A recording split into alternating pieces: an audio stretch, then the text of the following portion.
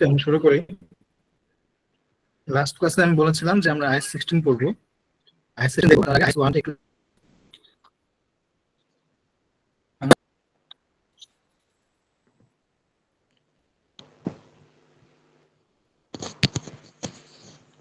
ভাই বুঝি নাই কি বললেন।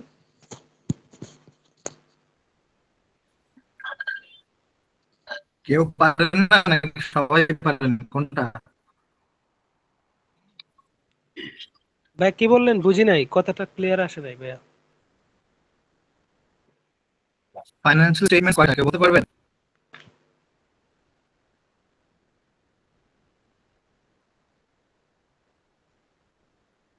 ভাইয়া 5টা।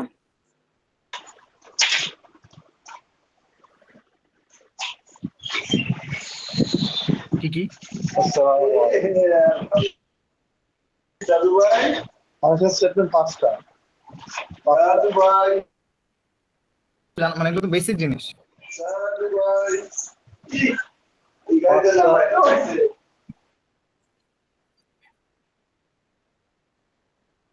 কি আপনারা কি মানে এগুলো পারেন না নাকি?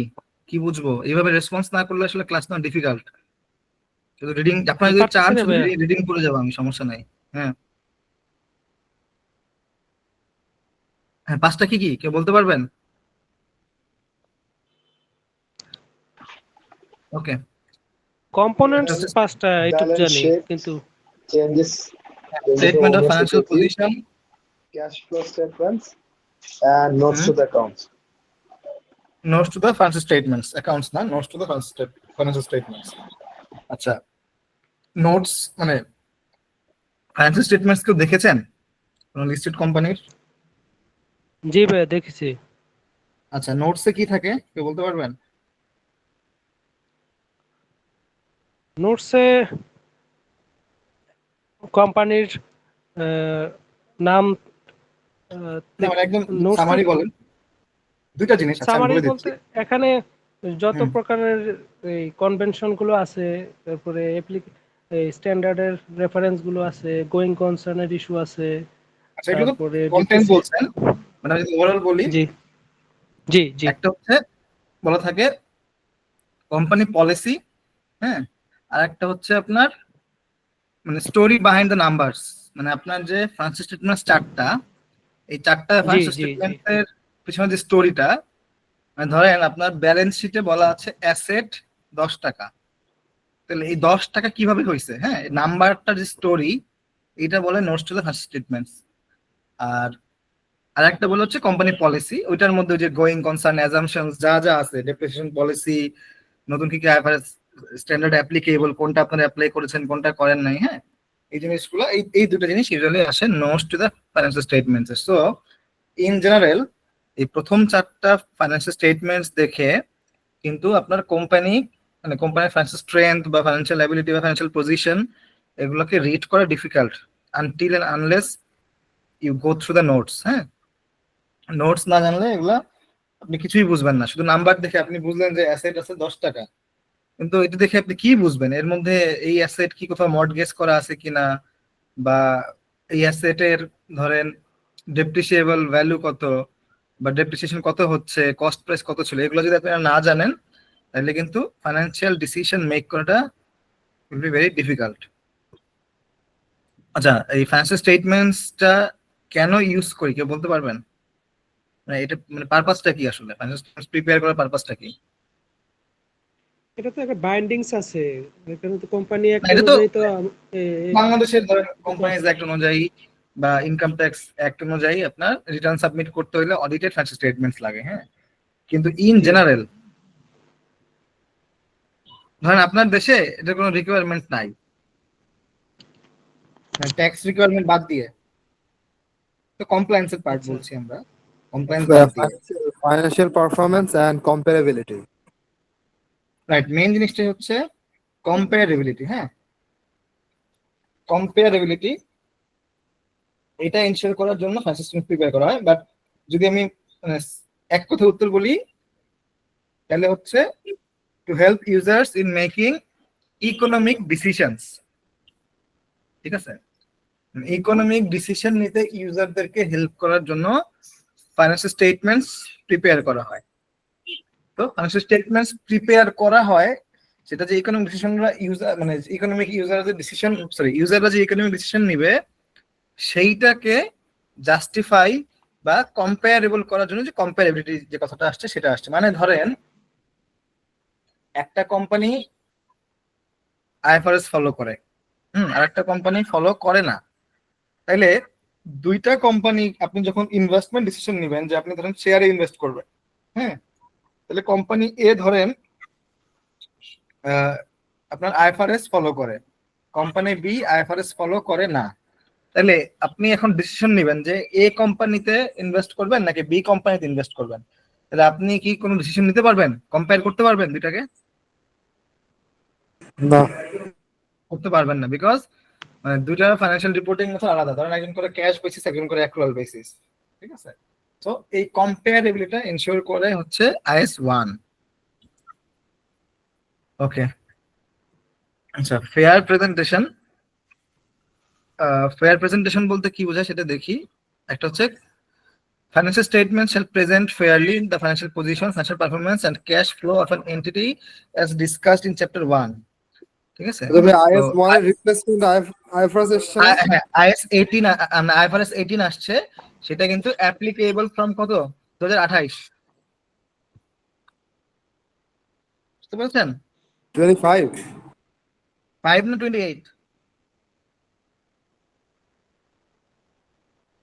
নট শিওর ভাই।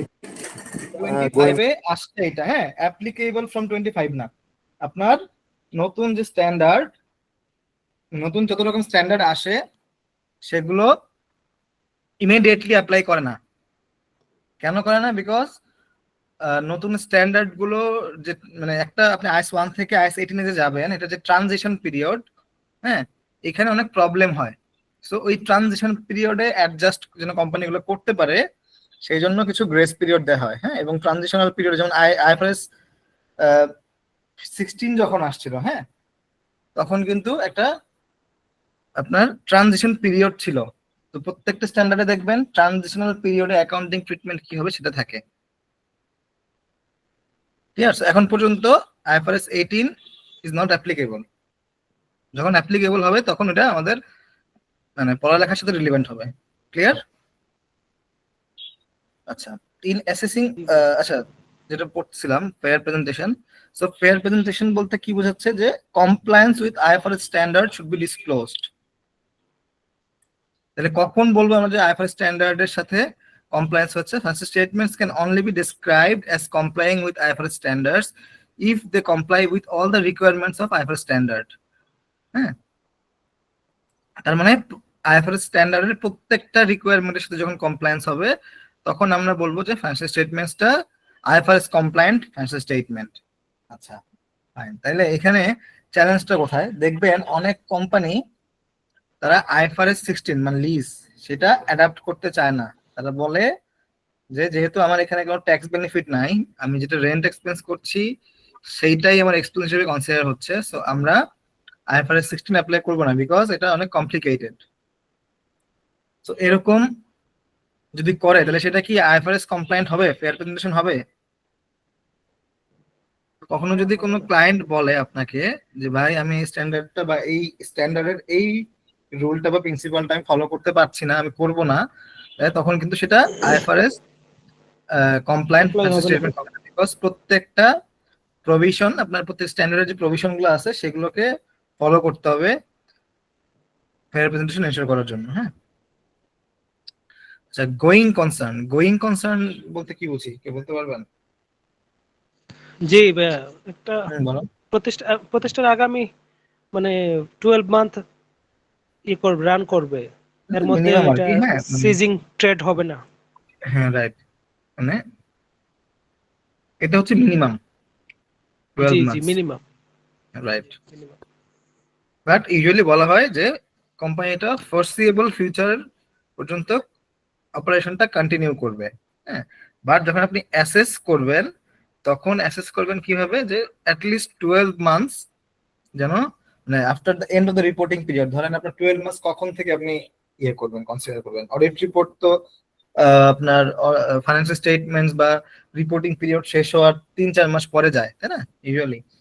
তো জি আপনাকে 12 মান্থস কনসিডার করতে হবে আফটার দ্য রিপোর্টিং ডেট, মানে আপনার ইয়ার এন্ড যখন শেষ ওই পরের দিন থেকে 12 মাস।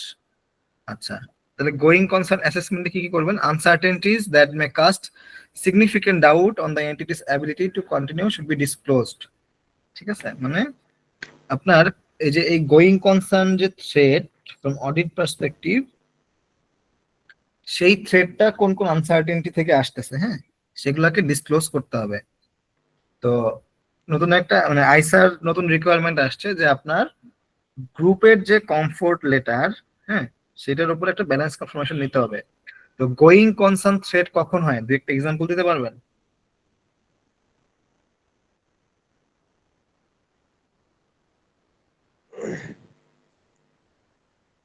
গোয়িং কনসার্ন থ্রেট যদি মেজর ক্যাশ ফ্লো নেগেটিভ হলে, আপনার মেজর সাপ্লায়ার যদি major expire part of business যদি বন্ধ হয়ে যায়। আচ্ছা, এগুলা কিন্তু ইন্ডিকেটর, এগুলো থ্রেট না। ধরেন মানে অপারেটিং ক্যাশ ফ্লো নেগেটিভ, এটা একটা ইন্ডিকেটর। এখন এটা রেখেছে ধরেন কোম্পানির সেফগার্ড আছে কি, যে ব্যাংক থেকে সে লিমিটলেস ওভারড্রাফট করতে পারে, তাহলে এখানে কি গোয়িং কনসার্ন থ্রেট আছে? নাই।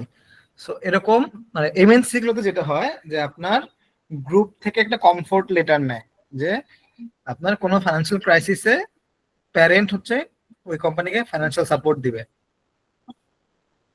তো এরকম আরো অনেক আছে যে আপনার ধরেন আপনি একটা সফটওয়্যার বিজনেস করেন, একটাই আপনার পোর্টফোলিওতে একটাই সফটওয়্যার, হ্যাঁ, ওই সফটওয়্যারটা গভর্নমেন্ট ব্যান করে দিছে বা ওই সফটওয়্যারটা আউটডেটেড হয়ে গেছে, হ্যাঁ, তো তখন কিন্তু যে অপারেশনাল রিস্ক থেকে আপনার এটা গোয়িং কনসার্ন থ্রেট আসে যে আপনি তো আপনার তো আর কোনো সাবস্টিটিউট প্রোডাক্ট নাই যে আপনি বিজনেস করবেন। সেরকম ফাইন্যান্সিয়াল এন্ড নন ফাইন্যান্সিয়াল সবকিছুই হইতে পারে গোয়িং কনসার্ন থ্রেট। ক্লিয়ার? তো আপনার এই থ্রেট গুলাকে মিটিগেট করা যায়, বাট সেটার জন্য আপনার মানে সেফগার্ড থাকতে হবে আর কি। আমি অডিটের পার্সপেক্টিভ থেকে বলতেছি এগুলা। থ্রেডটা বুঝলাম না, গোয়িং কনসার্ন থ্রেডটা বুঝলাম না, একটু আবার একটু রিপিট করুন। গোয়িং কনসার্ন থ্রেটটা হচ্ছে যে আপনার বিজনেসটা অন্তত আগামী 12 মাস চলবে, মানে চলবে না, হ্যাঁ, এটা হচ্ছে গোয়িং কনসার্ন থ্রেট। মানে গোয়িং কনসার্ন কনসেপ্ট হচ্ছে অন্তত 12 মাস চলবে, এটা হচ্ছে গোয়িং কনসার্ন। আর গোয়িং কনসার্ন থ্রেটটা হচ্ছে যে 12 মাস চলবে না, তার আগেই বিজনেসটা বন্ধ হয়ে যাবে। এখন আমরা বলছি যে এই যে থ্রেটটা এটা হইতে পারে both financial and non financial. Financial কি, যে আপনার operating cash flow negative, bank থেকে আপনি কোনো সাপোর্ট পাচ্ছেন না, আপনার গ্রুপ থেকে কোনো সাপোর্ট নাই, হ্যাঁ, তার মানে কি আপনার ফাইন্যান্সিয়াল লিকুইডিটি ক্রাইসিস হতে পারে। নন ফাইন্যান্সিয়াল কি, মানে এটা একটা এক্সাম্পল দিলাম, এরকম আরো ফাইন্যান্সিয়াল থাকতে পারে। নন ফাইন্যান্সিয়াল কি, যে আমরা বললাম যে আপনার যে প্রোডাক্ট সেটা আউটডেটেড বা ব্যান করা হয়েছে বা আপনার কোম্পানির এগেনস্টে মামলা হয়েছে যেটা আপনার জেতার কোনো চান্স নাই, ঠিক আছে, এরকম যে জিনিসগুলো সেগুলো হচ্ছে নন ফাইন্যান্সিয়াল ফ্যাক্টর। তো সবকিছুই মানে both financial and non financial factor consider করে আমাকে গোয়িং কনসার্ন অ্যাসেসমেন্ট করতে হবে। এই গোয়িং কনসার্ন অ্যাসেসমেন্টটা কে করবে, অডিটর নাকি ম্যানেজমেন্ট?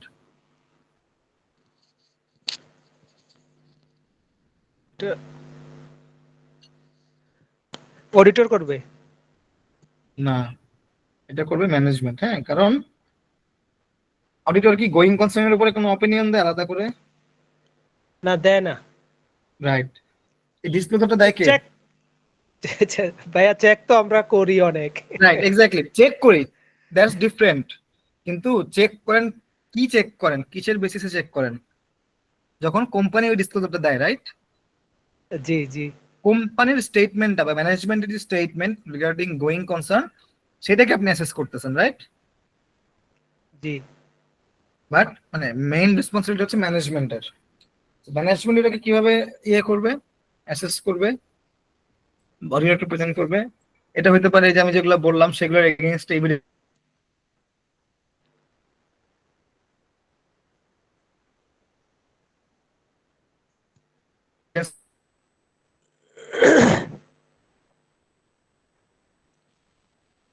একটু প্রবলেম হচ্ছে ভাইয়া।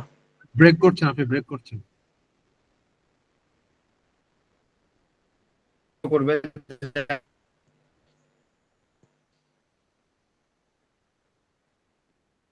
আমার ভাই গ্রুপ ভাইয়া আমরা শুনতে পাচ্ছি না।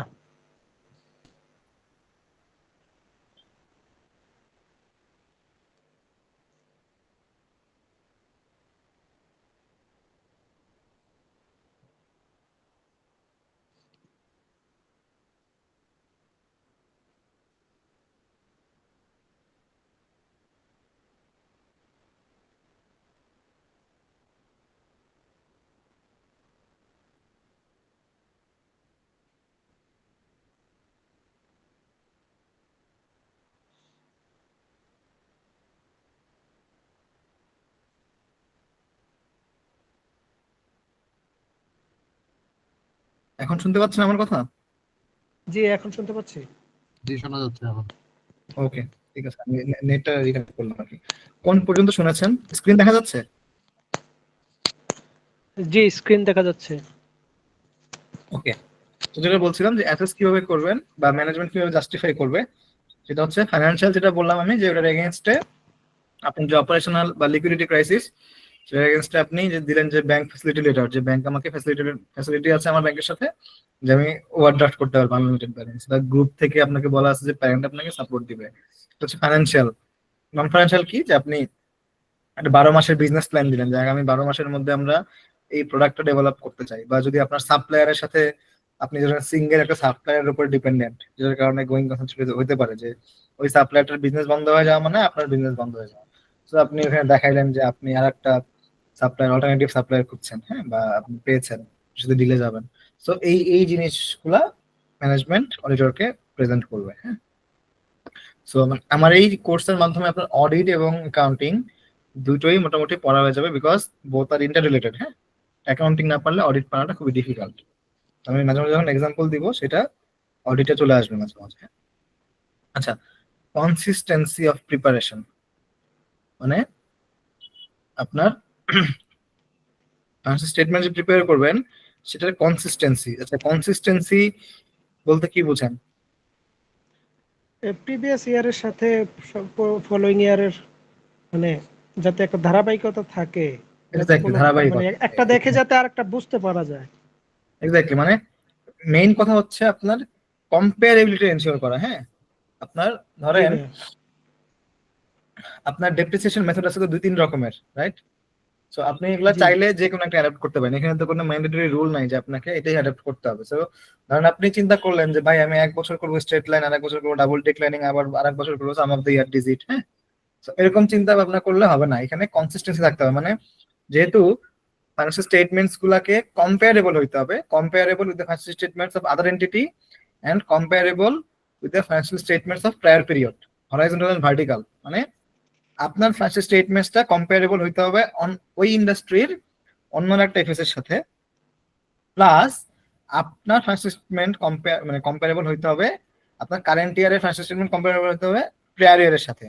সো প্রায়র ইয়ারের সাথে যখন আপনি কম্পেয়ার করবেন, তখন কি আপনার কনসিস্টেন্সিটা ইম্পর্টেন্ট না, যে আপনার ডাবল ডিক্লিনিং এ তো একরকম ডেপ্রিসিয়েশন আসবে, ডেপ্রিসিয়েশন আসলে আপনার প্রফিটেবিলিটিতে ইম্প্যাক্ট আছে, আপনার পিপি অ্যামাউন্ট বাড়বে কমবে, রাইট? সো এরকম আপনার যে আপনি যে পলিসি গুলো অ্যাডাপ্ট করবেন, সেগুলাকে হইতে হবে আপনার মানে কনসিস্টেন্ট। প্লাস প্রেজেন্টেশন, যেটা যে ধরেন আপনি একটা এক্সপেন্স 1 বছর দেখাচ্ছেন অ্যাডমিন এক্সপেন্সে, আর 1 বছর দেখাচ্ছেন সেলিং এক্সপেন্সে, ঠিক আছে? এটা মানে এটা হওয়া যাবে না, কনসিস্টেন্সিটা এনশিওর করতে হবে টু এনশিওর কম্পারেবিলিটি। এটা কি ক্লিয়ার?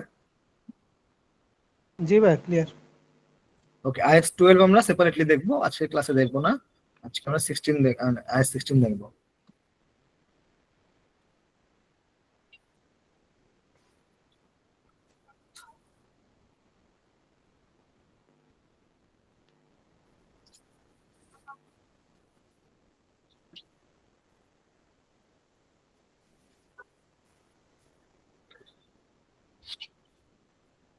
আচ্ছা, অ্যাকাউন্টিং ফর ডিভিডেন্ড, এটা একটু দেখাই।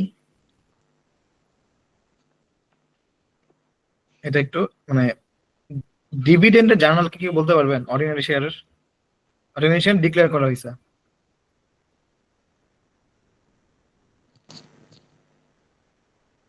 রিটার্ন আর্নিং ক্রেডিট আর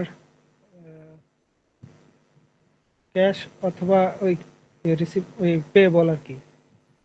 ব্যাংক হবে? অথবা পেয়েবল ক্রেডিট। ব্যাংক অথবা পেয়েবল কি, ডেবিট না credit? Credit, return earning debit. Bank payable credit. Retained earnings debit and dividend payable credit. Dividend payable credit. আচ্ছা, আর কেউ?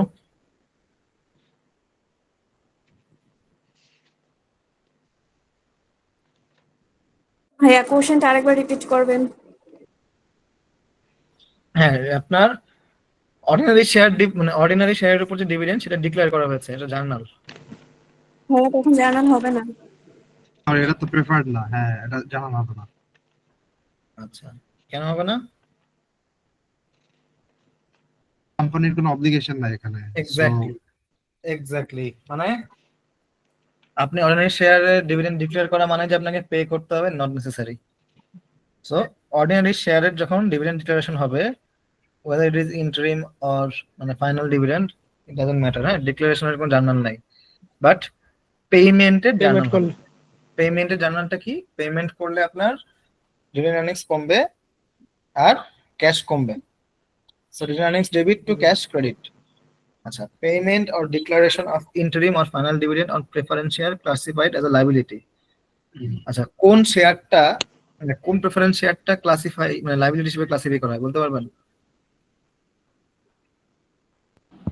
সরি ভাইয়া বলতে রিড লায়াবিলিটি হিসেবে করা হয় হচ্ছে রিডিমেবলটা। কেন? সাধারণত ওইটা মনে রাখার জন্য আমরা বুঝে বলি, খালি ভুলো সমস্যা নাই। এটা এটা বলো, ডেপ্ট হিসেবে ইয়ে করা হয় আর কি, মানে এটা জাস্ট না, সেটা কেন? লায়াবিলিটি আর ডেট সেম জিনিস, কেন মানে কেন করা সেটা জিজ্ঞাসা করেছি আর কি। গেস মানে গেস করে বলেন, সমস্যা নাই, ভুল হোক। এটা রিডিম করা যাচ্ছেন কাছাকাছি, বলেন। রিডিম করা যায় না আর কি, না রিডিম করা Redeem যায়, করা না গেলে কিন্তু রিডিম করা যায়, রিডিম করা যায়, রিডিম করা যায়, right? যায় হ্যাঁ। এক্স্যাক্টলি মানে এইখানে কোম্পানির একটা অব্লিগেশন আছে, রিডিম করতে হবে, ঠিক আছে? সো রিডিম করার কারণে, রিডিম মানে কি? বাইব্যাক করা। বাইব্যাক যখন করবে তখন কি তাকে পেমেন্ট করতে হবে না? তাহলে এটা কি মানে আলটিমেটলি এটা কি কোনো শেয়ার নাকি মানে এটা কি ইকুইটি নাকি লায়াবিলিটি? এটা kind of loan instrument, right? Right right আপনি লায়াবিলিটি, জি রাইট। এটা ডেট ইনস্ট্রুমেন্ট, যে আপনি শেয়ার ইস্যু করতেছেন, বাট কদিন পরে শেয়ারটাকে বাইব্যাক করতে হবে আপনার, এটা একটা অব্লিগেশন আছে। তার মানে আপনি শেয়ার ইস্যু করে কিছু লোন নিচ্ছেন, লোন নিয়ে আপনি তাকে ডিভিডেন্ড দিচ্ছেন, মানে যদি আপনি ইন্টারেস্টের কথা, যে ইন্টারেস্ট দিচ্ছেন which is in the form of dividend. আবার মানে কিছু সময় পরে আপনার ওটাকে আপনি বাইব্যাক করছেন। সো রিডিমেবল প্রেফারেন্স শেয়ারটা হচ্ছে should be classified as a liability. So আপনার রিডিমেবল প্রেফারেন্স শেয়ার বা যেহেতু লায়াবিলিটি, তাহলে ইন্টারেস্ট এক্সপেন্স এটা কি, এটা কই যায়? রিটেন আর্নিংসে যায় নাকি প্রফিট অর লস যায়? পিএনএল এ যাবে। পিএনএল যাবে। সো সিমিলারলি দেখেন, এখানে মুখস্থ করলে কিন্তু ভুলে যাবেন। সো আপনাকে এই জন্য আমি এতগুলো এক্সাম্পল দিলাম। সো আপনার সিমিলারলি যে রিডিমেবল প্রেফারেন্স শেয়ারের যে ডিভিডেন্ড, সেটা ডেবিট হবে ফাইন্যান্স কস্ট, রিটেন আর্নিংস না। Cost clear? মানে যেটা লোন ইনস্ট্রুমেন্ট বা debt instrument, so that's why এটা ডেবিট হবে finance cost, not retained earnings. আচ্ছা, আর অলওয়েজ ইকুইটি ইনস্ট্রুমেন্টের জন্য যে ডিভিডেন্ড, সেটা ডেবিট হয় রিটেন আর্নিংস। একটু রিলেভেন্ট কোশ্চেন হতে পারে, মানে এই যে কোম্পানি যে বাই ব্যাক করে, এইটার ডিউরেশনটা কি রকম হয়, যেহেতু এটা ডিসকাউন্ট ফ্যাক্টর এখানে নিয়ে আসতেছে? এটা ডিপেন্ডিং অন দ্য মানে conditions of the financial instrument.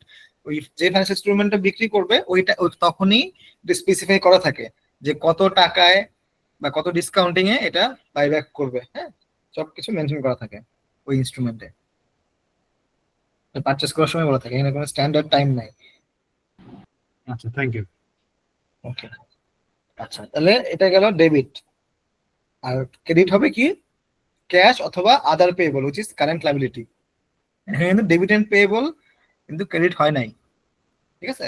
যদি পেমেন্ট না করেন তাহলে তো পেয়েবল ক্রিয়েট করতে হবে। সো এখানে কিন্তু ডেবিট এন্ড পেয়েবল ক্রেডিট হয় না, এখানে হয়েছে কি other payable, because this is not a dividend, right? মানে যদিও ডিভিডেন্ড বলছে, বাট এটা kind of interest expense, so এই জন্য আদার পেয়েবলস। আর ইরিডিমেবল এর ক্ষেত্রে কি, যে আপনি এটাকে ইকুইটি ইনস্ট্রুমেন্ট হিসেবে কনসিডার করতে হবে। সো দ্যাটস ওয়াই ডেবিট হবে রিটেন আর্নিংস আর ক্রেডিট হবে ক্যাশ অথবা dividend payable which is part of current liability. Clear? জি ক্লিয়ার ভাইয়া।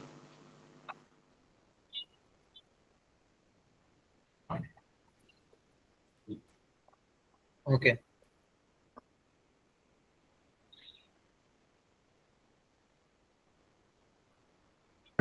ইরিডিমেবল এর ক্ষেত্রে ওটা অ্যাজ ইট ইজ হবে, প্রেফার শেয়ারের মতো, রাইট? নরমাল জাস্ট একটা লাইবিলিটি হবে। না তখন ডিভিডেন্ড পেয়েবল লাইবিলিটি, না তখন হবে dividend payable. Dividend payable and return as debit.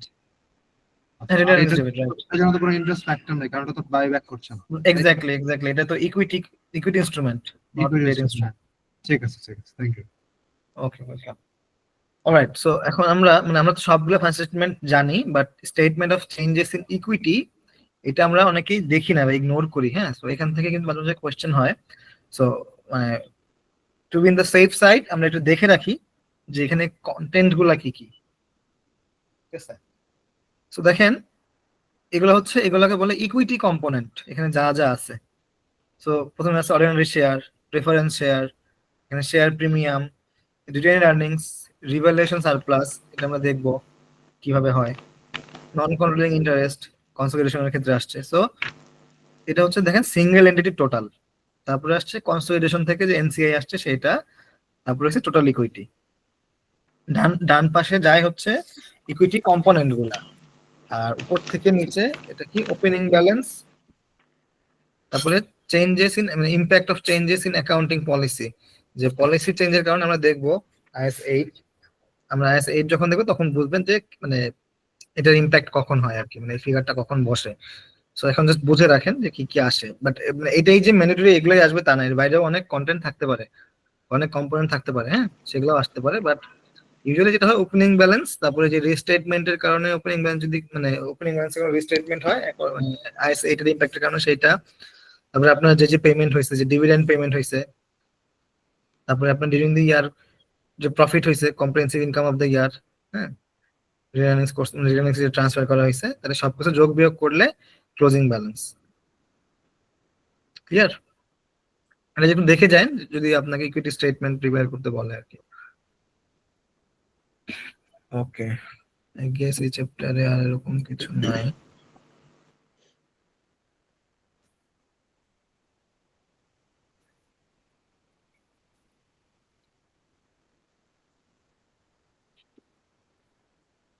Okay, I সিক্সটা পরে দেখি, আমরা আগে আই সিক্সটা দেখি। আমি স্ক্রিনশট অফ করছি। 60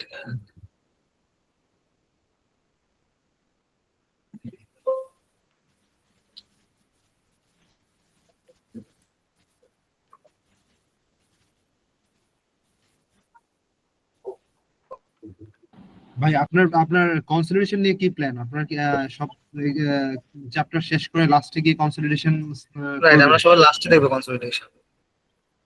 আচ্ছা,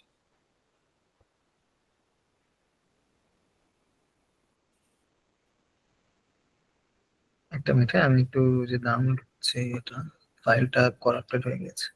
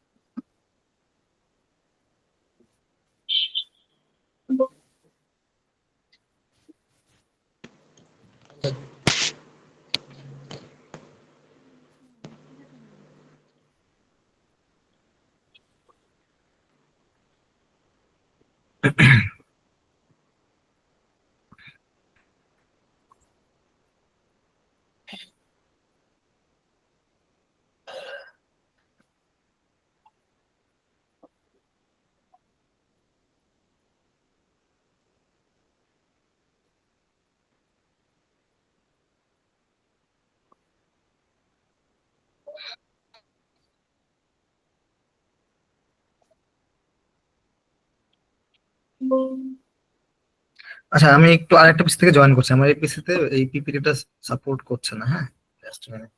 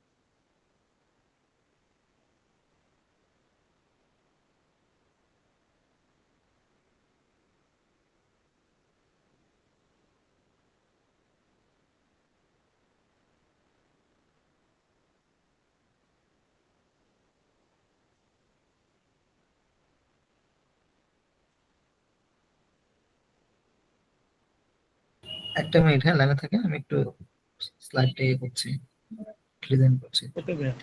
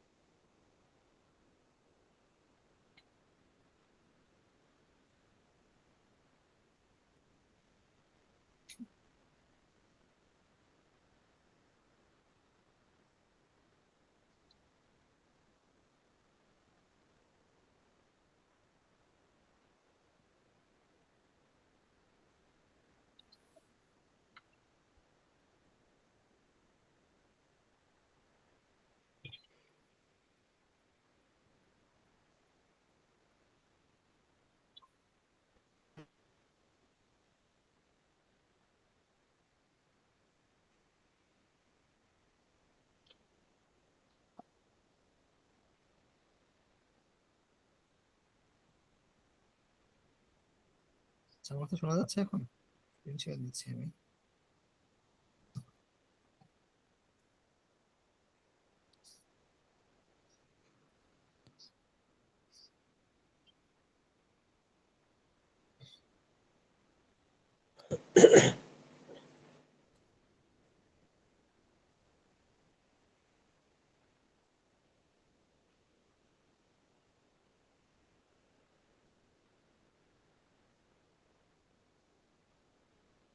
আমার স্ক্রিনটা কি দেখা যাচ্ছে?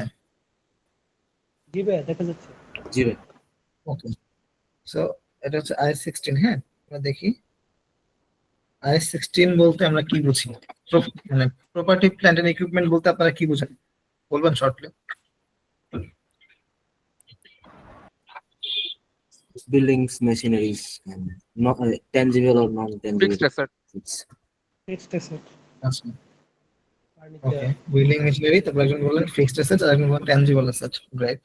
সো হ্যাঁ, এগুলাই usually, but according to i16 আপনার অ্যাসেট কিন্তু শুধুমাত্র, বা প্রপার্টি প্ল্যান্ট এন্ড ইকুইপমেন্ট, এটা কিন্তু শুধুমাত্র not a tangible piece of asset only.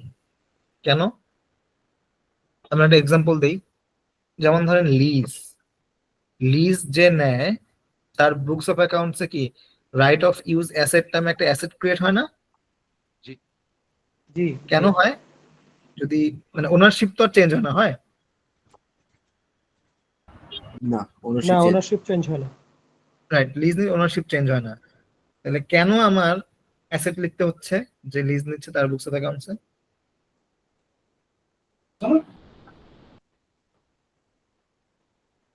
Because the basis of substance.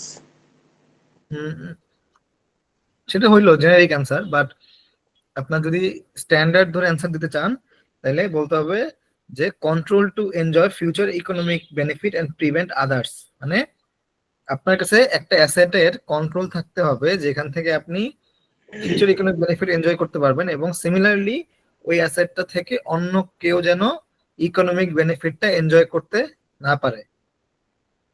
এটা ক্লিয়ার? জি, ওই পিরিয়ডটাতে অন্য কেউ আর সুযোগ পাচ্ছে না। সুযোগ পাবে মানে ওইটা থেকে সুযোগটার ইকোনমিক জন্য বেনিফিট সুযোগ পাবে। আমি সো আপনার যখন যেরকম অ্যাসেট বা নন অ্যাসেট যদি কোনো কোশ্চেন আসে তাহলে এইভাবে অ্যান্সার লিখবেন যে অ্যাকর্ডিং টু I-16 আপনার যদি কোনো অ্যাসেটের ফিউচার ইকোনমিক বেনিফিট এনজয় করার এবং preventing others from enjoying benefit economic benefit of that asset from that asset, এটা যদি কন্ট্রোল আপনার কাছে থাকে, in that case it will be called property plant and equipment according to I-16. So দেখেন, that's why legal ownership is not necessary. এর example কি? IFRS 16 leases, যেটা আমি অলরেডি বললাম। তাইলে এখন কি কেউ বলতে পারবেন যে ধরেন হিউম্যান রিসোর্স, রাইট, এটা রিসোর্স না আমরা বলতেছি, হিউম্যান রিসোর্স ডিপার্টমেন্ট আমাদের আছে, তাহলে হিউম্যান রিসোর্স বা আমাদের যে এমপ্লয়ি এরা আমাদের কি অ্যাসেট নাকি লায়াবিলিটি? Expense. হিউম্যান রিসোর্স বিজনেসের ক্ষেত্রে তো liability. it's a liability. You have to pay every month. না, এটা you have asset to না, pay liability না। salary, right? You have to pay salary. Human resource কি আপনার লায়াবিলিটি? লায়াবিলিটি হলে আপনি তাদেরকে কেন রাখছেন? অ্যাসেটও না, লায়াবিলিটিও না, অ্যাজ পার ফাইন্যান্সিয়াল অ্যাকাউন্টিং। মানে Expense. কেন সেটা বলতে পারবো আমরা? কারণ হচ্ছে তাকে আমি কন্ট্রোল করতে পারি না তো। এক্স্যাক্টলি, এটাই অ্যান্সার। মানে এই যে কন্ট্রোল টু এনজয় ফিউচার, এখানে ওই মানে ওই এমপ্লয়িটা জব ছেড়ে দিলে আপনি কি আর ওখান থেকে কোনো ইকোনমিক বেনিফিট পাবেন? আপনি ধরেন বললেন যে ভাই আমি তো ট্রেনিং করাইছি, তাকে অনেক ডেভেলপ করছি, হ্যাঁ, অনেক ই লার্নিং করাইছি, অনেক সেশন করাইছি, এগুলো করায় করায় তাকে আমি ডেভেলপ করছি, আমার রিসোর্স হিসেবে সে আসে, so আমি তার অ্যাসেটটাকে ক্যাপিটালাইজ করবো। তো এখন আপনি কি চাইলে তাকে কন্ট্রোল করতে পারবেন? ধরেন সে আপনার কোম্পানিতে আছে, সে তার ব্রেন ইউজ করতেছে না, সে তার স্কিলস ইউজ করতেছে না, সো তাহলে কি আপনি তাকে কন্ট্রোল করতে পারতেছেন না। সিমিলারলি সে যে কোনো সময় কোম্পানি থেকে বের হয়ে যেতে পারে। তো যেহেতু আপনার এই যে ফিউচার ইকোনমিক বেনিফিট এনজয় করার উপরে কোনো কন্ট্রোল নাই, এই পয়েন্ট অফ ভিউ থেকে হিউম্যান রিসোর্সকে বা এমপ্লয়ীদেরকে আমাদের বুকস অফ অ্যাকাউন্টস আমরা অ্যাসেট হিসেবে দেখাই না। আপনার মাথায় কখনো এই কোশ্চেনটা আসে নাই? আমি যখন সিএ করতাম তখন আমার মাথায় কোশ্চেন আসতো যে কি রে ভাই, হিউম্যান রিসোর্স তো একটা বড় রিসোর্স, তাহলে এটা কেন অ্যাসেট না? এরকম চ্যালেঞ্জ কন্ট্রাকচুয়াল করতে পারে। এমপ্লয়মেন্টের ক্ষেত্রে কেন বলতে পারবো না? বুঝি নাই। কন্ট্রাকচুয়াল এমপ্লয়মেন্টের ক্ষেত্রে কি বলা যাবে সেক্ষেত্রে? ধরেন আপনি যে কন্ট্রাকচুয়াল contract এমপ্লয়মেন্ট করলেন, হ্যাঁ করলেন, তাহলে সে ধরেন না আপনি তাকে যে রেসপন্সিবিলিটি দিলেন সে সেটা করবে না, সে তার স্কিল ইউজ করবে না, আপনি কি তাকে চাইলে পারবেন ইউজ করাইতে? না, হ্যাঁ, 100% কন্ট্রোল থাকতেছে না। জি, এক্স্যাক্টলি, কোনো কন্ট্রোল নাই। সো এই পয়েন্ট অফ ভিউ থেকে এটা অ্যাকর্ডিং টু I-16 কোনো অ্যাসেট হবে না। আচ্ছা, components acquired for obligatory safety or environmental reason. So আপনার যদি কোনো কম্পোনেন্ট আপনি মানে অ্যাসেটের সাথে কোনো কম্পোনেন্ট অ্যাকোয়ার করেন for obligatory safety or environmental reason, আমি এক্সাম্পল দিচ্ছি আরো ক্লিয়ার হবে, বাট এটা মনে রাখেন যে components acquired for obligatory safety or environmental reason should be considered as an asset according to I-16। এটা কিভাবে? ধরেন আমি যদি এনভায়রনমেন্টাল রিজনটা বলি, যে আপনার ধরেন আপনি একটা ব্রিক ফিল্ড, হ্যাঁ, ব্রিক ফিল্ড আপনি লিজ নিয়েছেন বা এস্টাবলিশ করেছেন, সো এখানে ব্রিক ফিল্ডে কি অনেক পলিউশন হয় না? সো জি। পলিউশনের কারণে আপনাকে বলা আছে যে আপনি যখন ব্রিক ফিল্ডের ওটার যে কন্ট্রাক্ট সেটা যখন শেষ হবে ওই টাইমে আপনাকে ব্রিক ফিল্ডটাকে রিস্টোর করে যেতে হবে বা গ্রিন ফিল্ড করে যেতে হবে, মানে যেরকম ছিল সেরকম করে যেতে হবে। তাইলে এটার কারণে যদি আপনার কোনো কম্পোনেন্ট অ্যাকোয়ার করতে হয় তাহলে সেটাকে আপনাকে ওই এনভায়রনমেন্টাল রিজনের কারণে এটাকে ক্যাপিটালাইজ করতে হবে অ্যাজ অ্যান অ্যাসেট। ঠিক আছে, মানে এটা তো একটা লাইবিলিটি ডেফিনেটলি, যে আপনার অব্লিগেটেড একটা লাইবিলিটি আছে এনভায়রনমেন্টাল সেফটি দেওয়ার জন্য। সো ক্রেডিট যদি হয় লাইবিলিটি, ডেবিট হবে কি একটা অ্যাসেট। নাম আচ্ছা। দিব কি তখন ভাইয়া? মানে এটার তো কোনো ডিফাইন্ড হেডলাইন নাই, ঠিক আছে। আপনার ধরেন আপনি একটা ইয়ে কিনছেন, বা আপনি ধরেন এই যে ডিসম্যান্টলিং কস্ট, সো আপনি লিখলেন যে ডিসম্যান্টলিং কস্ট অ্যাসেটের এখানে, ডিসম্যান্টলিং কস্ট অফ অফিস, ঠিক আছে, এরকম লিখলেন। মানে আরেকটা এক্সাম্পল কি, যে অব্লিগেটরি সেফটি যদি আমি বলি, যে ধরেন বলা আছে যে একটা ট্রাক চলতে হইলে তাকে 6 মাস পর পর একটা ইন্সপেকশনের মধ্যে দিয়ে যাইতে হবে। সো ট্রাকটা খুবই লেম এক্সাম্পল হয়। প্লেনের কথা যদি বলি, মানে আপনার এই এই লাইনটা অনেক রেগুলেটেড আর কি, হ্যাঁ, এয়ারলাইন্স বিজনেস। সো একটা প্লেন ধরেন তার অপারেট করতে হইলে ইন্টারন্যাশনাল ফ্লাইটে তার ধরেন 2 মাস পর পর একটা সেফটি পাস করতে হয়, হ্যাঁ, একটা অব্লিগেটরি সেফটি তাকে টেস্ট করতে হয় এবং সেটা পাস করতে হয়। সো এই যে তাকে 2 মাস পর পর একটা অব্লিগেটরি সেফটি পাস করতে হচ্ছে, এইটার জন্য যে পেমেন্ট সেটাকে আপনাকে ক্যাপিটালাইজ করতে হবে। সো আমরা দেখবো এক্সাম্পল সহ আরো ক্লিয়ার হবে। আচ্ছা, আমি বলছিলাম ফার্স্ট ক্লাসে যে একটা স্ট্যান্ডার্ডের 3টা পার্ট থাকে। একটা হচ্ছে ইনিশিয়াল রিকগনিশন, সেকেন্ডটা হচ্ছে সাবসিকুয়েন্ট মেজারমেন্ট, থার্ডে হচ্ছে প্রেজেন্টেশন এন্ড ডিসক্লোজার। হ্যাঁ, তাহলে প্রথমটা কি, ইনিশিয়াল রিকগনিশন যেটা বললাম। ইনিশিয়াল রিকগনিশন মানে কি বোঝায় আমরা বলতে পারবো কেউ? মানে যদি আমি জাস্ট ওয়ার্ড মিনিংটা বলি, ইনিশিয়াল রিকগনিশন দেখেই বুঝতেছেন। প্রাথমিক নেচার, বলেন কি নেচার? ট্রানজাকশনের নেচার। আচ্ছা, আর সোহেল ভাই কিছু বলতে চাচ্ছেন? একটা একটা অ্যাসেট বা একটা কোনো কিছু ক্রয়ের প্রথম দিকে আমরা যেটা এটা হিসাবভুক্ত করার জন্য যেই রাইট, প্রসেসটা শুধুমাত্র কোনো পারচেজ নাই, মানে এটা তো 16 স্পেসিফিক হইলো। প্রত্যেকটা স্ট্যান্ডার্ড এরকম initial recognition, subsequent measurement and last হচ্ছে প্রেজেন্টেশন ডিসক্লোজার থাকে। সো কোনো একটা ট্রানজাকশন ইনিশিয়ালি আমি কিভাবে রিকগনাইজ করব সেটা নিয়ে ডিল করে ইনিশিয়াল রিকগনিশন। সো এইখানে হচ্ছে অ্যাসেটের ক্ষেত্রে যদি আমি বলি I16, এই ক্ষেত্রে আপনি একটা অ্যাসেট কিনেছেন, ঠিক আছে। অ্যাসেট কিনলে অনেক রকম এক্সপেন্স হয়, রাইট। আপনার সাপ্লায়ার পেমেন্ট আছে, আপনি অ্যাসেট কেনার আগে ধরেন সাপ্লায়ারের কাছে ঘুরেছেন, অনেকগুলো সাপ্লায়ার খুঁজেছেন, ওই এরকম এক্সপেন্স আছে। তারপরে আপনার আসার সময় ফ্রেট, হ্যাঁ, কাস্টমস ডিউটি, ভ্যাট, ট্যাক্স এগুলো দিতে হচ্ছে। সো এখানে কোন এক্সপেন্স গুলাকে আপনি অ্যাসেট হিসেবে কনসিডার করবেন আর কোনগুলোকে আপনি এক্সপেন্স হিসেবে কনসিডার করবেন, সেইটা ডিফাইন করে হচ্ছে ইনিশিয়াল রিকগনিশন। আচ্ছা, সাবসিকুয়েন্ট মেজারমেন্ট কি করে? সাবসিকুয়েন্ট মেজারমেন্ট হচ্ছে যে আপনার একটা অ্যাসেট ক্যাপিটালাইজ হয়ে যাওয়ার পর বা একটা ট্রানজাকশন ইনিশিয়ালি রিকগনাইজ হয়ে যাওয়ার পর পরবর্তীতে সেটার ট্রিটমেন্ট কি হবে। তো আমি যদি অ্যাসেটের ক্ষেত্রে বলি যে একটা অ্যাসেট আপনি ইনিশিয়ালি রিকগনাইজ করলেন, এরপরে কি তার ডেপ্রিসিয়েশন করতে হয় অ্যানুয়ালি, রাইট, বা ইম্পেয়ারমেন্ট গেইন অন লস হয়, ইম্পেয়ারমেন্ট রিভ্যালুয়েশন যেটা আপনি করেন বা যেটা অ্যাপ্লিকেবল হয়। সো এই যে এই জিনিসগুলো ডিল করে হচ্ছে সাবসিকুয়েন্ট মেজারমেন্ট। আর প্রেজেন্টেশন এন্ড ডিসক্লোজার হচ্ছে কি, যে আপনার একটা ট্রানজাকশনের কিভাবে notes to the financial statements বা ফাইন্যান্সিয়াল স্টেটমেন্টস আপনি কিভাবে প্রেজেন্ট করবেন এবং ডিসক্লোজার দিবেন। সো আমি যদি পিপি এর কথাই বলি, যে আপনারা দেখেন যে এফএস এর বা ব্যালেন্স শিটের ফেইসে প্রপার্টি, প্ল্যান্ট এন্ড ইকুইপমেন্ট নামে একটা ফিগার লেখা থাকে, এবং notes to the financial statements এর এখানে আপনার বলা থাকে প্রথমে ক্যাপিটালাইজেশন পলিসি বা ক্যাপেক্স পলিসি, দ্বিতীয়ত বলা থাকে আপনার ডেপ্রিসিয়েশন মেথড, কোন মেথড আপনি ডেপ্রিসিয়েট করছেন এবং কেন এটা আপনার জাস্টিফাইড, এবং আপনার মডেলটা কেন আপনার বিজনেসের সাথে অ্যালাইনড, আপনি এই মডেলটা কেন ফলো করছেন। থার্ডলি থাকে আপনার কি, একটা টেবিল থাকে না, প্রপার্টি প্ল্যান এগ্রিমেন্টের জন্য একটা স্কেডিউল থাকে, এখানে opening balance, addition during the year, disposal, transfer, তারপরে closing balance, right, depreciation, accumulated depreciation, closing balance.